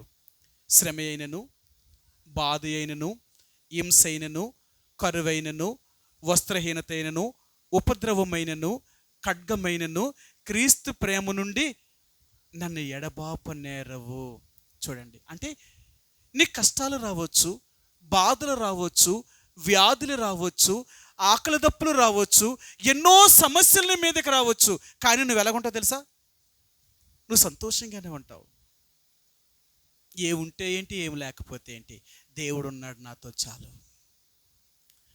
ఆయన ఉంటే నాకేంటి? ఎందుకో తెలుసా? ఇవేవి నన్ను దేవుడి నుండి దూరం చేయలేవు. ఒకవేళ నేను మరణిస్తే నా దేవుడితో కూడా ఉండగలుగుతాను. అందుకనే ఈరోజు దేవుడు అంటున్నాడు, నువ్వు ఏమైతే పోగొట్టుకున్నావో అది నీకు ఇవ్వడమే కాదు, నీ జీవితంలో ఒక సంతోషాన్ని, ఆనందాన్ని మరలా నేను నింపాను. అందుకనే రక్షించబడిన ప్రతి వ్యక్తి యొక్క జీవితంలో ఎంతో సంతోషం కలిగి ఉంటారట. ఎందుకో తెలుసా? దేవా, నా పాపము నుండి నన్ను విడిపించావు, ఇంతకంటే గొప్పది ఇంకేం కావాలి? ఒకప్పుడు నేను పాపానికి దాసుడినై, పాపము నన్ను ఏలిన పరిస్థితుల్లో చెయ్యరాని పాపములు చేసి, ఈ లోకంలో ఎన్నో చెడు అలవాట్లు నన్ను బంధించి, నీ నుండి దూరం చేసి, నాకు నెమ్మది లేకుండా చేసాయి. ఇవన్నిటి నుండి నన్ను విడిపించి ఈరోజు నాకు నెమ్మది కలిగించావు, ఇంతకంటే నాకేం కావాలా? ఈరోజు దేవుడు అంటున్నాడు, పాపం వల్ల నువ్వు ఏమైతే పోగొట్టుకున్నావో వాటన్నిటినీ తిరిగి మరలా నీకు ఇవ్వడం కొరకే నీ కొరకు ఆ కల్వరి శిలువ మీద నేను మరణించాను. మరలా ఇవన్నీ నా ద్వారా నీకు కలగాలనుకున్నాను. అందుకనే నీ దిగంబరత్వాన్ని పోగొట్టాను, దేవుడుతున్న వైరాన్ని పోగొట్టి నిన్ను సమాధానపరిచాను. మూడవదిగా, ఈ భూమి మీద నీ జీవితంలో సంతోషము, సమాధానము, నెమ్మది లేని పరిస్థితుల్లో నేను నీకు చెప్పనసక్యమైన మహిమాయుక్తమైన సంతోషాన్ని నీకు నేను కలిగించాను. ఈరోజు నువ్వు సంతోష ఆనందము కలిగిన వారై ఈ లోకంలో నువ్వు జీవించగలుగుతున్నావు. నీ సంతోషాన్ని ఈ లోకంలో ఏది తీసివేయలేదు. అందుకనే యేసు ప్రభువుని నమ్ముకున్న దేవుని యొక్క బిడ్డల యొక్క సంతోషాన్ని ఈ లోకంలో ఏది తీసివేయలేదండి. ఎన్ని పరిస్థితులు రాని, ఎన్ని సమస్యలు రాని, ఆఖరికి చచ్చిపోయే పరిస్థితులు వచ్చినా వాళ్ళు సంతోషంతో స్వీకరిస్తారు. ఎందుకో తెలుసా? ప్రభువా, నన్ను ఈ రీతిగా నీ దగ్గర తీసుకెళ్ళడం నీకు ఇష్టమవుతుంది, ఇంతకంటే నాకు సంతోషం ఏంటి? ఒకసారి మీకు చెప్పాను, దైవజనుడు దాసన్న గారు, భక్సింగ్ గారు అభిషేకించిన ఆ 7గురిలో ఈయనొకరు. ఈయన అందరికంటే ముందుగా చనిపోయిన వాడు ఈయనే. ఈయనకి బోన్ క్యాన్సర్ వచ్చిందనమాట. ఆయనకు బోన్ క్యాన్సర్ వచ్చింది. ఎంత భయంకరమో తెలుసా? ఆ నొప్పులకి తట్టుకోలేకపోయేవారట. బోన్ క్యాన్సర్ అంటే ఆ ఎముకల్ని నలిపేసినట్టు అనమాట. లేవలేరు, కూర్చోలేరు, ఇంకే పని చేయలేరు. అలాంటి క్యాన్సర్ ఆయనకు వచ్చినప్పుడు చాలామంది తన కుటుంబములు కానీ, అన్ని సంఘాల్లో ఉన్నవారు కానీ, ఆయన చేసిన పరిచర్యలు అందరికీ తెలుసు కాబట్టి అందరూ ఆయన చూడడానికి వెళ్ళి ఎంతో బాధపడేవారట. ఆయన అనేవాడట, ఆయన అంత మరణ పడక మీద ఉన్నప్పుడు కూడా ఎంతో సంతోషంతో చెప్పేవాడట, మీరెందుకు నా కోసం ఏడుస్తున్నారు? నేను దేవుడి దగ్గరికి వెళ్ళడం కొరకు, దేవుడు తన రాజ్యానికి నన్ను తీసుకెళ్ళడం కొరకు నాకు ఈ పరిస్థితి పెట్టాడు. ఏదో ఒక రీతిగా తీసుకెళ్ళాలి కదా. ఒకవేళ ఏ రోగము లేకుండా దేవుడు తీసుకెళ్ళాడు అనుకో, మనం ఏమంటాం? చూడమ్మా, ఎంత బలంగా ఉన్న మనిషిని దేవుడు తీసుకుపోయాడు.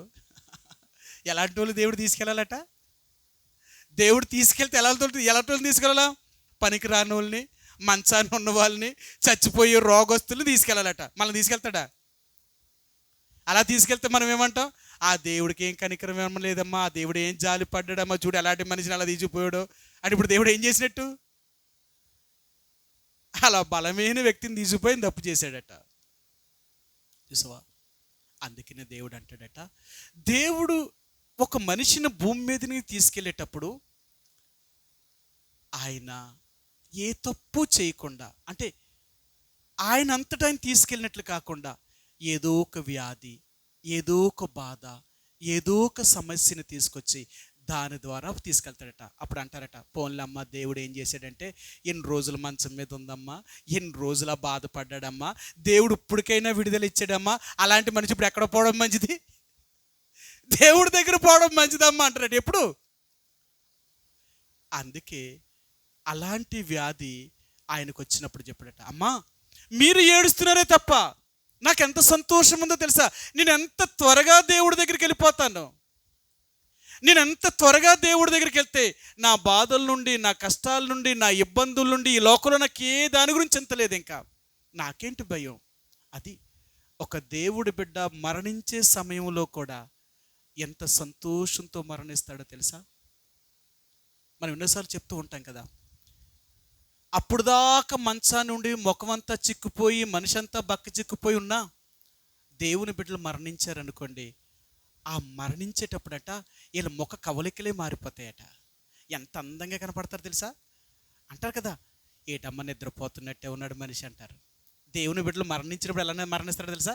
నిద్రపోతున్నట్టే మరణిస్తారట. అంటే వాళ్ళ ముఖంలో ఏ విచారము కానీ, ఏ చింత కానీ, ఏ బాధ కానీ ఉండదట. దేవుని బిడ్డలు మరణించేటప్పుడు ఎంత చక్కటి మరణాన్ని పొందుతారు తెలుసా? అందుకనే దావీదు కానీ లేక దేవుని యొక్క బిడ్డలు మరణించినప్పుడు చూడండి, అతను మంచి వృద్ధాప్యమందు అతడు తన మంచం మీద పరుండి నిద్రించారట. అంటే నిద్రపోతున్నట్టుగానే మరణించారట. అలాంటి గొప్ప మరణాన్ని తన బిడ్డలకు దేవుడు అనుగ్రహించేవాడు. అందుకనే దేవుని బిడ్డలు మరణించేటప్పుడు కూడా ప్రశాంతమైన నిద్ర, వీళ్ళకి ఏ కలవరము కానీ, ఏ మరి సమస్య కానీ వీళ్ళ ముఖంలో కనపడదండి. అది దేవుని బిడ్డలంటే. అంటే మరణము కూడా దేవుని బిడ్డలను చూసి సిగ్గుపడాలన్నమాట.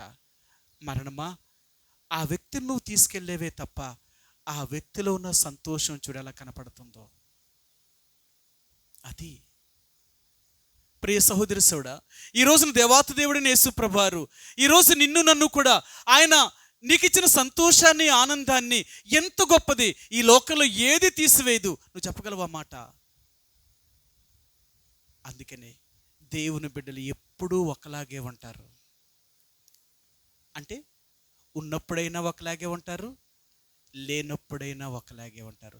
లేనప్పుడు ఒకలాగా, ఉన్నప్పుడు ఒకలాగా ఉండేవాళ్ళు వీళ్ళ దేవుని ప్రజలు కారు. వీళ్ళ దేవుని ప్రజలు కారు. అందుకదా యోబు తన భార్యతో చెప్పాడు, అమ్మా మూర్ఖురాలు మాట్లాడినట్లు మాట్లాడుతున్నావు. దేవుడు అన్నీ ఇస్తే అనుభవించామే, ఇప్పుడు దేవుడు మన యొద్ద నుంచి అన్నీ తీసివేస్తే దేవుడు అన్యాయస్తుడని చెప్తావా? కాదు, ఆ దేవుడు గొప్పవాడు. ఇచ్చినా గొప్పోడే, ఇవ్వకపోయినా గొప్పోడే. ఆయన దేవుడు. అర్థమైందా? ఈరోజు దేవాతి దేవుడిని యేసు ప్రభువారు నీకు నాకు అనుగ్రహించిన ఆ సంతోషము, ఆ జీవము ఈ లోకంలో ఎవ్వరు ఇవ్వలేని జీవం అది. అలాంటి జీవాన్ని దేవుడిచ్చాడు. ఈ సంతోషం నీకు ఉందంటావా? ఈ ఆనందం నీకు ఉందంటావా? ఇది లేకపోతే నువ్వు దేవుని బిడ్డవే కాదు.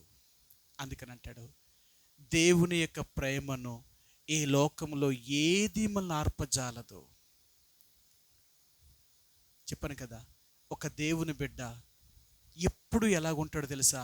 ఇర్మియా గ్రంథము 17వ అధ్యాయం 8వ వచనం అంటాడు, వాడు జలముల యొద్ద నాటబడిన చెట్టు వలె ఉంటాడు, ఆకు వాడక అది వెట్ట కలిగినను దానికి భయపడదు, దాని ఆకు పచ్చగా ఉంటుందట, వర్షము లేని సంవత్సరమున చింత నొందదు, కాపు మానదట.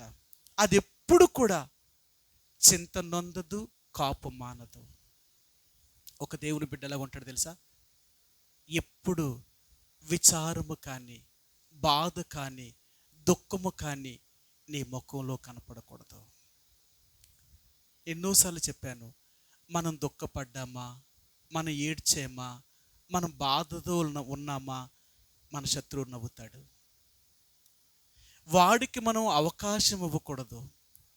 వాడికి అవకాశం ఇచ్చామా వాడు మనల్ని ఎగతాళి చేస్తాడు. చూడు నీ బిడ్డ అని చెప్పావు, ఏది నీ బిడ్డ ఎలా జీవిస్తుంది? వీటికేనా? ఈ లోకంలో ఉన్న ఈ కష్టాలకే నీ బిడ్డ సంతోషం పోతే, నీ బిడ్డ ఆనందం పోతే ఈమె నీ బిడ్డ ఎలాగవుతుంది? అందుకనే దేవుని బిడ్డలట ఈ లోకంలో ఎన్ని పోయినా వాళ్ళు బాధపడరట. అపోస్తలుడైన పౌలు ఒక మాట అంటాడు, ఆయన నేను చూపిస్తాను. గత వారం మీకు చూపించాను ఆ మాటను, మరలా చూపిస్తాను. అపోస్తల కార్యములు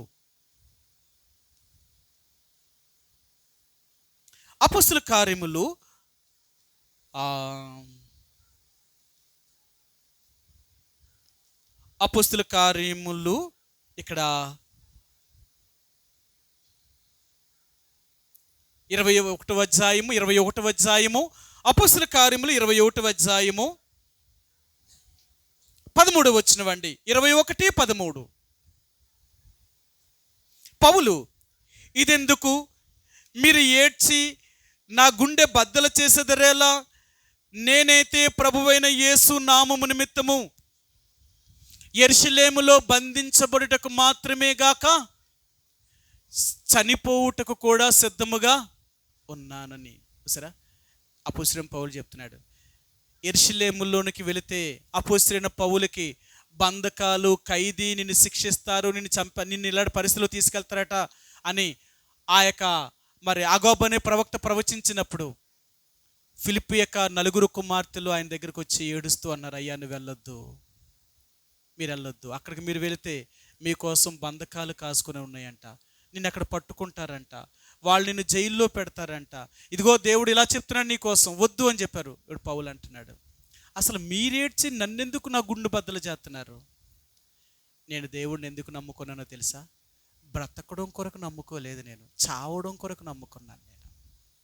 అందుకనే బాధలు వస్తాయని మీరేడుస్తున్నారు, నేనేం సంతోషిస్తున్నా తెలుసా? దేవుడి కొరకు చావాలని సంతోషిస్తున్నాను.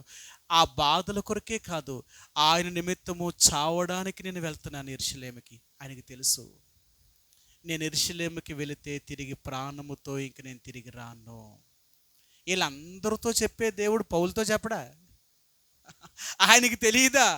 ఆయనకి తెలుసు నేను యెరూషలేముకి వెళ్తే నన్ను చంపుతారు. అయినా నేను భయపడలేదు. దేవుడి కొరకు నేను ఒక సాక్షిగా నేను అక్కడికి వెళతాను, నేను చచ్చిపోయినా పర్లేదు. అది ఒక దేవుని బిడ్డకుండే సంతోషం ఏంటో తెలుసా? ఆనందం ఏంటో తెలుసా? ఈ శ్రమల్లో, ఈ వ్యాధుల్లో, ఈ బాధలలో, ఈ కష్టాలలో సంతోషిస్తాడు. ప్రభువా ఇన్నొచ్చాయి, నీ నుండి నన్ను ఏదైనా దూరం చేసిందంటావా? ఇన్ని పరిస్థితులు నాకు శత్రువు తీసుకొచ్చింది, ఏదైనా నాకున్న సంతోషాన్ని పోగొట్టిందంటావా? చూడు ప్రభువా, నేను ఎన్ని నాకు వచ్చినా నేను ఎప్పుడూ సంతోషంగానే ఉన్నాను. నా ముఖంలో ఆనందము, సంతోషం పోలేదు. అందుకనే దేవుని బిడ్డలకున్న సంతోషము అది ఎంత గొప్ప సంతోషమో తెలుసా?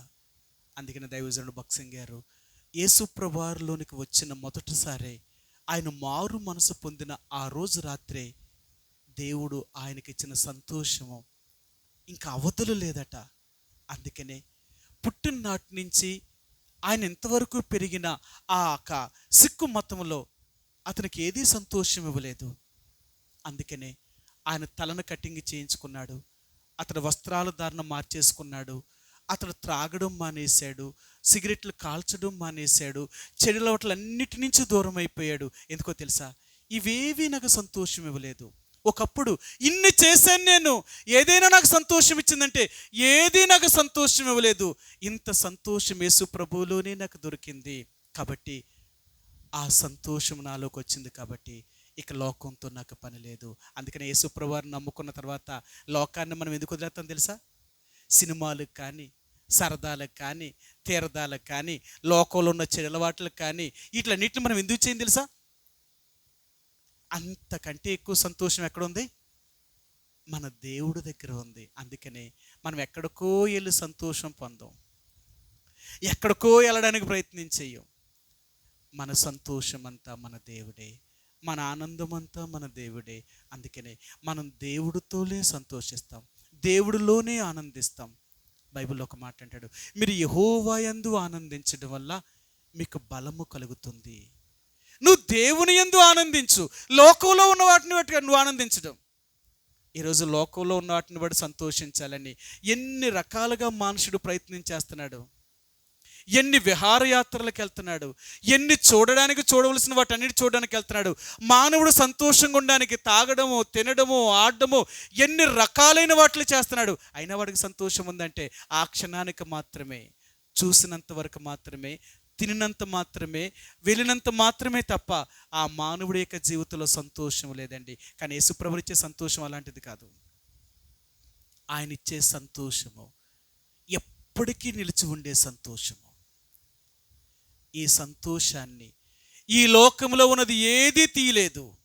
అది ఆయన ఇచ్చే సంతోషం. అది దైవజనుడు భక్సింగ్ గారు తెలుసుకొని ఆయన అప్పుడు రాశాడు, చెప్పనసక్యమైన మహిమాయుక్తమైన సంతోషము కలిగిన వారై నేను అలాగ దేవుడు నాకు ఇచ్చాడు. ఈరోజు నువ్వు చెప్పగలవా? నీలో అలాంటి నిజమైన సంతోషం ఉందని, అలాంటి సంతోషం నీకుంటే నీ పాపము నుండి నీ విడుదల పొందినట్టే. ఒకవేళ నీకు సంతోషం లేదంటే ఇంకా నీ పాపము నిన్ను వదలలేదు. అందుకనే నీలో విచారము, నీలో బాధ, నీలో కృంగుదల, నీలో సమస్యలు ఇవన్నీ ఎందుకున్నాయో తెలుసా? ఉండడానికి గల కారణమే పాపము. పాపము మనిషిని కొనకనివ్వదు, నిద్రపోనివ్వదు, మనిషికి నెమ్మదినివ్వదు. మనిషిని నిద్రపోకుండా పాపము ఆ మనిషిని తరుముతూనే ఉంటుంది. అందుకనే చనిపోయినప్పుడు మనందరం చెప్తూ ఉంటాం మాట, ప్రభు ఇప్పటి నుండి ప్రభువునందు మృతునందున మృతులు ధన్యులు అని వ్రాయమని పరలోకం నుండి ఒక స్వరం చెప్పగా వింటిని. నిజమే, వారు తమ ప్రయాసములు మాని విశ్రాంతి పొందుతున్నారు, వారి క్రియలు వారి వెంట పోవుచున్నవి. సరే, చనిపోయినప్పుడు చెప్తూ ఉంటాం, వారి క్రియలు వారి వెంట వెళ్ళిపోతున్నాయి. వాళ్ళు ఏం చేశారో భూమి మీద అవన్నీ వాళ్ళతో కూడా వెళ్ళిపోతున్నాయి. ప్రియ సహోదరి సోడా, ఈరోజు దేవుడు అంటున్నాడు, నీ సంతోషము, నీ ఆనందాన్ని ఈ లోకంలో ఏదైనా పోగొట్టిందా? ఒకవేళ అలాగుంటే నీలో క్రీస్తు లేడు. క్రీస్తు లేకపోవడం వల్ల నీ జీవితం ఏమైపోయిందో తెలుసా? అనేకమైన నిరుత్సాహమైన పరిస్థితుల్లో కృంగుదల, విచారము, బాధ, అది లేదు ఇది లేదు అని ఎప్పుడు ఇలాంటి వాటితోటి మన హృదయం నిండిపోవడం వల్ల మన జీవితంలో ప్రశాంతత అనేది లేదండి. ఎన్నోసార్లు చెప్పాను, ప్రశాంతత ఎవరికి లేదు అంటేనట దుష్టులకు నెమ్మది ఉండదని దేవుడు సెలవిచ్చుచున్నాడట. ఎవరికి నెమ్మది ఉండదట? దుష్టులకు ఉండదట. దేవుణ్ణి ఎరగిన వారికి నెమ్మది ఉండదు, దేవుణ్ణి ఎరిగిన వారికి నెమ్మది కలిగిన వారు. ఈరోజు నేను నా జీవితంలో యేసు ప్రభువుని నమ్ముకున్న తర్వాత ఇప్పుడు మూడవదిగా దేవుడిచ్చింది ఏంటో తెలుసా? చెప్పనసక్యమైన మహిమాయుక్తమైన సంతోషాన్ని ఇచ్చాడు. ఈ సంతోషాన్ని చూసి సాతానుడు అసూయ, ఈ సంతోషాన్ని చూసి వాడు ఓర్వలేకపోతున్నాడు, ఈ సంతోషాన్ని చూసి వాడు సహించలేకపోతున్నాడు. ఎలాగైనా సరే వీళ్ళని దుఃఖ పెట్టాలా, బాధ పెట్టాలా, ఏడిపించాలా, ఏదో ఒక రీతిగా చెయ్యాలా. కానీ అది ఎన్ని చేసినా దేవుని బిడ్డలున్న ఆనందాన్ని మాత్రం తీసివేయలేకపోతుంది. అర్థమైందా? ఇది మూడవది.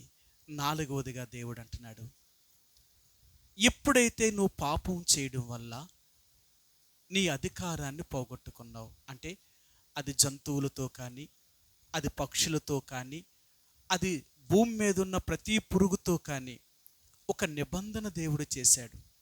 అందుకన్నాడు, మానవుడిని దేవుడు చేసిన తర్వాత ఆకాశ పక్షులను, భూమి మీద ఉన్న వాటిని, జంతువులను కానీ, పురుగులను కానీ, సముద్రంలో మత్స్యములు కానీ, ఇవన్నీ నీ పాదముల క్రింద ఉంచాను.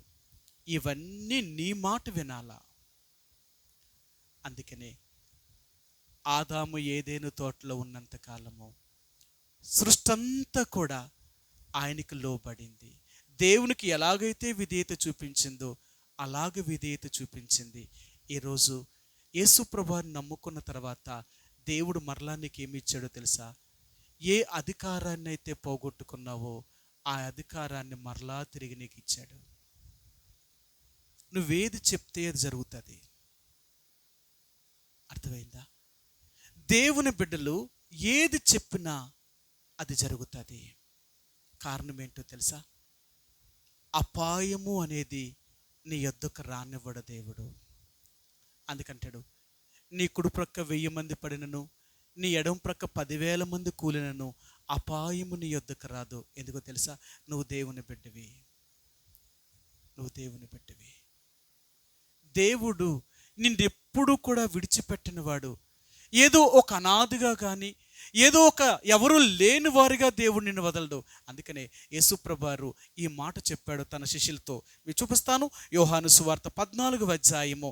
ఈ రోజున దేవుడు అంటున్నాడు, నీకు నేను ఎలాంటి వాడిని అయిపోతానో, నువ్వు నన్ను తెలుసుకుంటే నేను ఎలాగుంటానో చెప్తున్నాడు ఆయన. యోహాను సువార్త 14వ అధ్యాయము, యోహాను సువార్త 14వ అధ్యాయము 18 వచ్చినవండి. 14:18. నేను మిమ్ములను అనాథులుగా విడువను, మీ యొద్దకు వత్తును. చూసారా, ఆయన అంటున్నాడు, మన దేవుడు ఎలా వదలదట?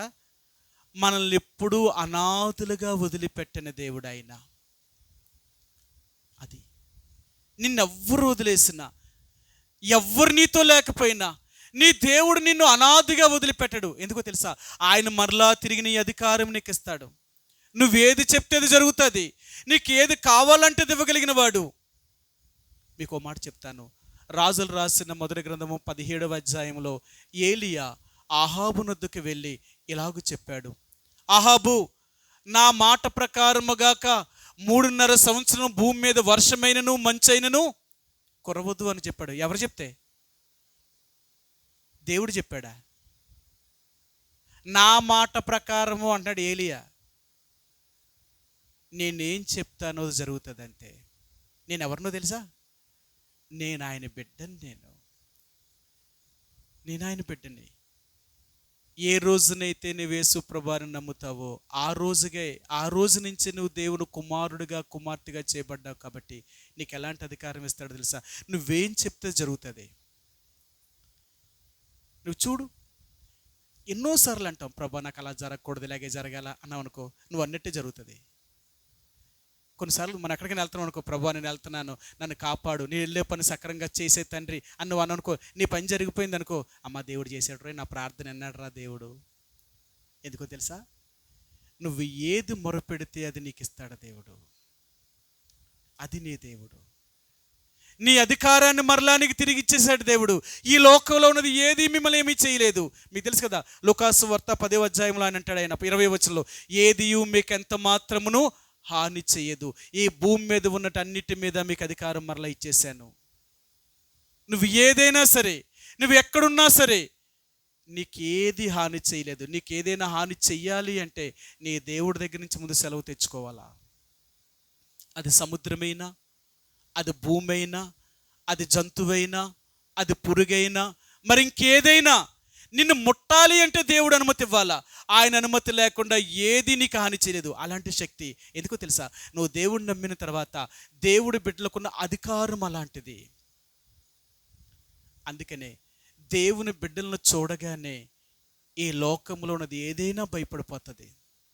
మీ అందరికీ తెలుసు కదా, యేసు ప్రభువారిని ఆ రోజు దయ్యాలు చూసి ఆయన అన్నాయట, దయ్యములు ఆయన చూసి వణుకుతూ భయపడ్డాయట. ఎందుకో తెలుసా? ఆయన దేవుని కుమారుడు అని భయపడ్డాయట. ఒక్క మాట అయినను మాట్లాడేవి కాదట దయ్యాలు. ఆయన తర్వాత ఆయన శిష్యులను చూసాయి. ఆ దయ్యాలు చెప్పాయి, వీరును యేసుతో కూడా ఉండిన వారు, వీరు దేవుని ప్రజలు అని దయ్యాలు వారు చూడగానే వదిలి పారిపోయేవి. ఎందుకో తెలుసా? అలాంటి అధికారం ఇచ్చాడు దేవుడు. తన బిడ్డలకు ఇచ్చిన అధికారం ఏంటో తెలుసా? ఆయన అన్నాడు, తన 12 మంది శిష్యుల్ని పంపిస్తున్నప్పుడు, భూమి మీద నేను మీకు ఈ అధికారం అనుగ్రహించాను. అవునా? సరే, ఏమి అధికారం ఇచ్చాడో చూపిస్తాను మీకు. మత్తయి సువార్త 10వ అధ్యాయము. యేసు ప్రభువారు తన 12 మంది శిష్యుల్ని పిలిచి ఆయన ఇలాగ వారికి ఆయన చెప్పాడు. ఆయన 10వ అధ్యాయము మొదటి వచనం. ఆయన తన 12 మంది శిష్యులను పిలిచి, అపవిత్రాత్మలను వెళ్ళగొట్టుటకును, ప్రతి విధమైన రోగములను, ప్రతి విధమైన వ్యాధిని స్వస్థపరచుటకును వారికి అధికారం ఇచ్చెను. యేసుప్రభు మళ్ళీ ఏమి ఇచ్చాడట? వీళ్ళకి అధికారం ఇచ్చాడు. ఇంతకు ముందుకు లేదా వీళ్ళకి? ఇప్పుడు ఇవ్వడం ఏంటి? ఇంతకు ముందు లేదా వీళ్ళకి? లేదు కాబట్టి ఇచ్చాడు ఇప్పుడు ఆయన. ఇప్పుడు యేసుప్రభు అంటున్నాడు, ఏ రోజునైతే నాతో నువ్వు సమాధాన పడి నన్ను నమ్ముకున్నావో, 4వదిగా తిరిగి నేను నీకు ఏమిచ్చానో తెలుసా? ఏ అధికారాన్ని అయితే సాతానుని యొద్ద నుంచి తీసుకున్నాడో ఆ అధికారాన్ని మరలా తిరిగి నీకు ఇచ్చేసాను. నీకు ఎలాగిచ్చాను అంటే, నా రక్తము చేత నిన్ను కడిగి శుద్ధీకరించాను కాబట్టి నువ్వు నా బిడ్డవు కాబట్టి మరలా నీ అధికారం తిరిగి నీకు ఇచ్చేసాను. 5వదిగా దేవుడు నీకు ఏమిచ్చాడో తెలుసా? తన పరలోక రాజ్యాన్ని నీకు ఇవ్వాలనుకున్నాడు ఆయన. అందుకన్నాడు, నేను వెళ్తున్నాను, నేను మరలా తిరిగి వస్తాను, నేను వచ్చేటప్పుడు మీకు స్థలము సిద్ధపరిచి నేను తిరిగి వస్తాను, మీరు నాతో కూడా ఉండినట్లు. మీ అందరికీ నా తండ్రి దగ్గర అనేక నివాసములు ఉన్నాయి. ఆ నివాసాలు కట్టడం కొరకు నేను వెళ్తున్నాను. నేను మరలా వచ్చి నా యొద్ద ఉండడానికి మేము తీసుకొని పోతాను. ఇప్పుడు దేవుడు నీ కొరకు నా కొరకు ఆయన రాజ్యములో ఒక నివాసాన్ని నిర్మిస్తున్నాడు. ఆయన ఆ దేవుడు నీకు నాకు ఆ పరలోకాన్ని అనుగ్రహించాలనుకున్నాడు. ఆయన ఇంతకు ముందు లేదు. సాతానుడికి దేవుడు ఆ రాజ్యాన్ని దూరం చేశాడు. వాడిని వెంబడించే ప్రతి ఒక్కరికి కూడా ఆ రాజ్యంలో చేరే ఆధిక్యత లేకుండా చేశాడు. కానీ ఎవరైతే యేసుని అంగీకరించారో వారికి మాత్రమే ఆయన రాజ్యము. అందుకే యేసు ప్రభు అన్నాడు, నేనే మార్గమును సత్యమును జీవమును, నా ద్వారానే నువ్వు పరలోక రాజ్యం రావాలి తప్ప వేరొక మార్గము గుండా నువ్వు పరలోకం రాలేవు. ఈరోజు యేసు ప్రభువారు ఐదవదిగా ఏ రాజ్యాన్నైతే పరలోకాన్నైతే మానవుడు పోగొట్టుకున్నాడో ఆ పరలోకాన్ని దేవుడు నీకు ఇవ్వాలనుకున్నాడు ఆయన. అందుకే దేవుడు అంటున్నాడు, పాపం వల్ల నువ్వేం పోగొట్టుకున్నావో వాటన్నిటినీ మరలా నేను తిరిగి నీకు ఇవ్వడం కొరకు నేను ఆ కల్వరి శిలువ మీద నీ కొరకు నేను మరణించాను. నా ప్రేమ ఏంటో నీకు అర్థమైందా? నేను ఎంత ప్రేమ కలిగిన వాడినో. అందుకని దేవుడు మన ఎడల తన ప్రేమను వెల్లడిపరిచాడట. ఎట్లనగా మనం ఇంకనూ పాపులమై ఉండగానే క్రీస్తు మన కొరకు చనిపోయాను. పాపులుగా ఉండగానే అంటే ఈ ఐదిటిని మనం కోల్పోయిన వారిగా ఉన్నప్పుడు, దిగంబరులుగా ఉన్నాం, సమాధానం లేని వారిగా ఉన్నాం, మూడవదిగా సంతోషము లేని వారిగా ఉన్నాం, మానసికంగా మన జీవితంలో దేవుడిచ్చిన అధికారాన్ని పోగొట్టుకున్నాం, ఐదవదిగా దేవుని రాజ్యానికి ప్రవేశించే ఆధిక్యత మనకు లేని వారిని.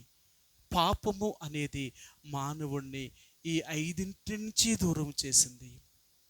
యేసు ప్రభువారు మరలా తను ప్రేమించి ఈ ఐదింటిని మనకు దగ్గర చేసి ఇవి మనకిచ్చాడు. ఈరోజు ఈ ఐదు కలిగిన వారము. ప్రభువా, ఒకప్పుడైతే పాపము చేత నేను దిగంబరిగా ఉన్నప్పుడు నన్ను నీ రక్షణ వస్త్రముతో నన్ను అలంకరింప చేశావు.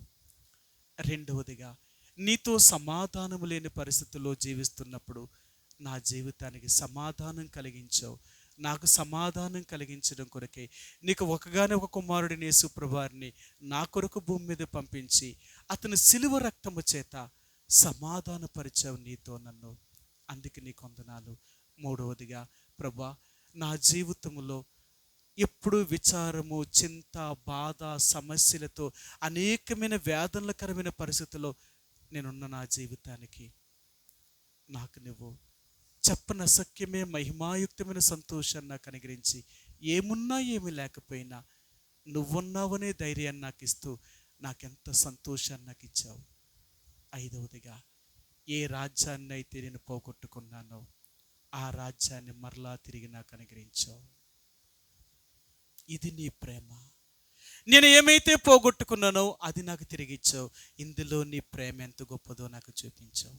అందుకే నీకు నేను ఏమి ఇవ్వగలుగుతాను ప్రభా? ఏమిస్తే నీ రుణం తీర్చుకుంటాను? ఇప్పుడు నాకు అర్థమైంది ఏంటంటే నువ్వు ప్రేమ స్వరూపివి. ఎంత ప్రేమ కలిగిన దేవుడువో నా ఎడల బయలుపరిచావు. అందుకే నీకు వందనములు స్తోత్రములు చెల్లిస్తూ నీకేమిచ్చినా నీ రుణం తీర్చుకోలేని వాడిని రక్షించబడిన నాటి నుండి నేటి వరకు నన్ను ఎంతగా కాపాడుతూ వచ్చినందుకు నీకు హృదయమారా కృతజ్ఞతాస్తుతులు చెల్లిస్తూ ఏ దేన స్తుతి ఆరాధన నీకు నేను సమర్పించుకుంటాను తండ్రి అని ప్రభువుని ఆరాధిస్తాం. కాబట్టి ఈ ఉదయకాల సమయంలో మనం ప్రభువుని ఆరాధించే ముందుగా పాపము ఏదైతే మన దేవుడి దగ్గర నుంచి దూరము చేసి మనం అన్నిటినీ కోల్పోయిన వారిగా చేసిందో, ఇప్పుడు యేసు ప్రభువారు మన కొరకు ఈ భూమి మీదకి వచ్చి వాటన్నిటినీ తిరిగి మరలా మనకు అనుగ్రహించి ఇందులో నా ప్రేమ ఉన్నది అని చూపిస్తున్నాడు. కాబట్టి ఇలాంటి ప్రేమ కలిగిన దేవుణ్ణి మనం ఆరాధిస్తాం. ఆ రీతిగా కొద్ది సమయం ప్రభు యొక్క సన్నిధిలో మనం ఆరాధనలోనికి వెళదామండి. ఆ రీతిగా మరలా మీకు చెప్తున్నాను, మీకు ఎన్నిసార్లు చెప్తున్నా మరలా చెప్తూనే ఉంటున్నాను. మీకు మాట చెప్పనా? భూమికి ఆకర్షణీయ శక్తి ఉందట. భూమికి ఏముందట? ఏం లాగుతుందట? అది ఏదైనా లాగేస్తుందట. అది పైకేసే ప్రతిదాన్ని లాగుతుందట. అందుకనే మీరు మాట్లాడుతున్నారు కదా, మీరు దేవుని ఆరాధించేటప్పుడు మీ బుర్రల కిందకెడుతున్నారు కదా, మీ మాట నేల లాక్కుంటుంది, మాకు వినబడతలేదు. అర్థమైందా? నేను ఎప్పుడు చెప్తాను, అసలు దేవుడిని ఆరాధించడం అంటే ఏంటో తెలుసా? అసలు మీరు చూస్తే కదా ఒకప్పుడు ఎలా ఉండేది తెలుసా? ఆరాధన చేసేవాళ్ళని ఎవరైనా ఆరాధన చేస్తున్నారంటే మోకాళ్ళ మీద లేచి ఆరాధన చేయాలి. అలా చెయ్యకపోతే ఒప్పుకునేవారు కదా పెద్దలు, ఆపేసేవారు అంతే. ఎవరికి చేస్తున్నావు నువ్వు ఆరాధన? నీ దేవుణ్ణి ఎక్కడ కనపరిచావు? నువ్వు దేవుణ్ణి కనపరచడం పెదాలతోటే కాదు, నీ క్రియల్లో కూడా చూపించు అని 3 మాటలు చెప్పేవారు. ఒకటి, సొలొమోను మహారాజు దేవుణ్ణి గణపరిచాడట. ఎలా గణపరిచాడో తెలుసా? అతను మోకాళ్ళ ఊని. అవునా? మొదటి రాజులు రాసిన గ్రంథం 7వ అధ్యాయం మీరు చదివితే ఆయన ప్రార్థన చేయడం ప్రారంభించాడు. ఎంతసేపు చేశాడంటారు ప్రార్థన? చాలాసేపు చేశాడు ప్రార్థన. సొలొమోను ఎంత ప్రార్థన చేశాడో ఆ అధ్యాయం చదివితే మీకు తెలుస్తుంది. ఎన్ని వచనాలు ఉంటాయో, ఎన్ని వచనాలు, అన్ని మాటలు మోకాళ్ళ ఊని ప్రార్థన చేశాడట. రెండవది, దానియేలు 127 దేశాలకు మహాచక్రవర్తి అయిన నెబుకద్నెజర్ రాజు కాలంలో కానీ, అహష్వరోసు రాజుల కాలంలో కానీ, దర్యావేషు రాజు కాలంలో కానీ ఈయన ఉన్నప్పుడు ఆ 127 దేశాల్లో 3 ముఖ్యులు ఉన్నారట. ఆ 3లో దానియేలే మొదటి వ్యక్తి. ఇంత ఉన్నతమైన స్థానంలో ఉన్న వ్యక్తి యథాప్రకారము తన ఇంటికి వెళ్ళి ముమ్మారు మోకాళ్ళ ఊని, ఇది రాయాలంటారా? దానియేలు తన ఇంటికి పోయి ప్రార్థన చేసిన రాయొచ్చు కదా. కానీ దానియేలు ఎలా ప్రార్థన చేశాడట? మోకాళ్ళ ఊని.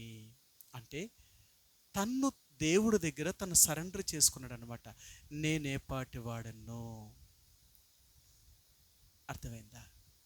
దేవుడి దగ్గర అంతగా దానియేలు ఇంతటి ఉద్యోగంలో ఉన్న తన్ను తానుగా దేవుడి దగ్గర మోకాళ్ళు ఉన్నాడట. మూడవదిగా, తండ్రి అయిన దేవుడు లేక యేసు ప్రభువారు ఈ భూమి మీదకి వచ్చినప్పుడు ఆయన ఎలా ప్రార్థన చేశాడట? ఆయన రాతి వెంట దూరం వెళ్ళి మోకాళ్ళు ఊని ప్రార్థన చేశాడట. అర్థమైందా? మనమేమి మోకరించలేనంత ముసలోళ్ళమా? మనమేమన్నా మనం మోకరించలేనంత ముసలోళ్ళం ఏమీ కాదు. దేవుడు మంచి ఆరోగ్యాన్ని ఇచ్చాడు, మంచి బలం ఇచ్చాడు, మంచి వయసులో ఉన్నాం. మనం దేవుడు మోకాళ్ళ మీద కూడా ఆరాధించాం. కారణం ఏంటి తెలుసా? ఏట్లే దేవుడు అంటాడు, నువ్వు నన్ను గణపరిచేది ఎక్కడో తెలుసా? మాటలతో కాదు, నీ క్రియల్లో కూడా చూపించు. నువ్వు నన్ను ఆరాధన చేసేటప్పుడు, నన్ను మహిమపరిచేటప్పుడు నువ్వు ఆ స్థాయికి రావాలి. నువ్వు మోకాళ్ళవోని అంటే అలాగే ఎప్పుడైతే నువ్వు మోకరించావో నీ దేవుని నువ్వు గణపరిచినట్లు. కానీ మనం ఆరాధన కానీ ప్రార్థన కానీ మీరు చేస్తుంటే మీ ప్రక్కనోళ్ళకి వినపడతలేదు. మొదటోళ్ళ చేత చివరోళ్ళకి వినపడదు, చివరోళ్ళ చేత మొదటోళ్ళకి వినపడదు. అసలు మీ మాటలు నాకే వినపడతలేదు. నేను ఎన్నిసార్లు ఎందుకు చెప్తున్నాను తెలుసా? చెప్పాలని ఆమె చెప్తున్నానే తప్ప మళ్ళీ నేను చెప్పలేదు అనుకో, చూడమ్మా సేవకుడే చెప్పలేదు ఆమె నాకు చెప్పలేదు. మరి ఇదో గొడవ కదా. నా మీద ఆయనకి ఏదో ఉంది అందుకే చెప్పలేదు. మీ మాట వినబడితే కదా నేను చెప్పడానికైనా. మీ మీద నాకేం ద్వేషం ఉంటుంది, నా మీద మీకేం పగ ఉంటుంది? మీ మాట వినబడకుండా నేను ఎలా ఆమెను చెప్తాను? ఆమెనంటే అవునుగాక. మీకు మాట చూపించాలనుకుంటున్నాను. ఇశ్రాయేలు ప్రజల్ని ఒక కొండ మీద తీసుకెళ్ళాడు. 2 గుంపులుగా ఎడగొట్టి ఒకని 2 కొండల మీద వాళ్ళని నిలబెట్టి, ఒకలేమో శాసనాన్ని చదవాలి, ఒకలేమో ఆమెను చెప్పాలా. అవునా? గెరీజీము కొండ మీదకి వారిని తీసుకుని వెళ్ళినప్పుడు ఇశ్రాయేలు ప్రజలందరూ ఎదుట ఒక గోత్రం వారేమో శాసనాన్ని చదివేవారు. దేవుడు ఇలాగ చెయ్యనుగాక అంటే వీళ్ళందరూ ఆమెన్ అనేవారు. ఎందుకు? అది అలాగా అవునుగాక. అది మీరు చేసేదే మాకు వినబడలేనప్పుడు మేము ఏం చెప్తాం మీకు ఆమెన్? అందుకనే మీరు ఆరాధన చేసేటప్పుడు వినబడేలాగా చేయండి, వినబడేలా చేయండి. ఉన్నది మనం అంతా కలిపి 15 మంది 20 మంది కూడా లేము. మనకే వినబడకపోతే ఇంకెవరికి వినబడుతుంది? ఇంకా మనం ఏమన్నా 100 అడుగుల మందిరాల్లో ఉన్నావా? అర్థమైందా? మనం చేసే ప్రార్థన కానీ ఆరాధన కానీ నా దేవుడు వింటున్నాడు. దేవుని ప్రజల మధ్య సమాజంలో ఎలుగెత్తి దేవుణ్ణి స్తుతించాలి. నువ్వు చేసే ఆరాధన నీ ప్రక్కన వాళ్ళు వెంట ఉంటే ఎలా ఉండదు తెలుసా? వాళ్ళ ఇంటికులు పులకరించాలన్నమాట. ఇలాగా చూడు, తన జీవితంలో దేవుడు ఎలా చేశాడు. మనం చేస్తే ఎలా ఉండదు తెలుసా? మనం చేసే ప్రార్థన మన పక్క వాళ్ళు అంతకంటే జాయి చేస్తారు. ఆమె అంత అలా చేసినప్పుడు మనం చేయడంలో తప్పే ఉందిలే, మనం అలా చేస్తాం. వాళ్ళు చేస్తే వీళ్ళు చేస్తే వాళ్ళు. ఏది నీ నోరు? మళ్ళీ మాట్లాడేటప్పుడు మనమేం నోర్లు చిన్నయ్యా? మనం నోరులేమీ చిన్నవి కాదు, గుళ్ళోకి వస్తేనే నోరు తెరవం మనం అంతే. కాబట్టి మీరు ఆరాధన చేయాలనుకున్నప్పుడు మీ దేవుణ్ణి గణపరిచేటట్లుగా అందరికీ వినిపించేలాగా ఆరాధన చేయండి. ఆ రీతిగా కొద్ది సమయం మనం ఆరాధనలో కొనసాగుదామండి.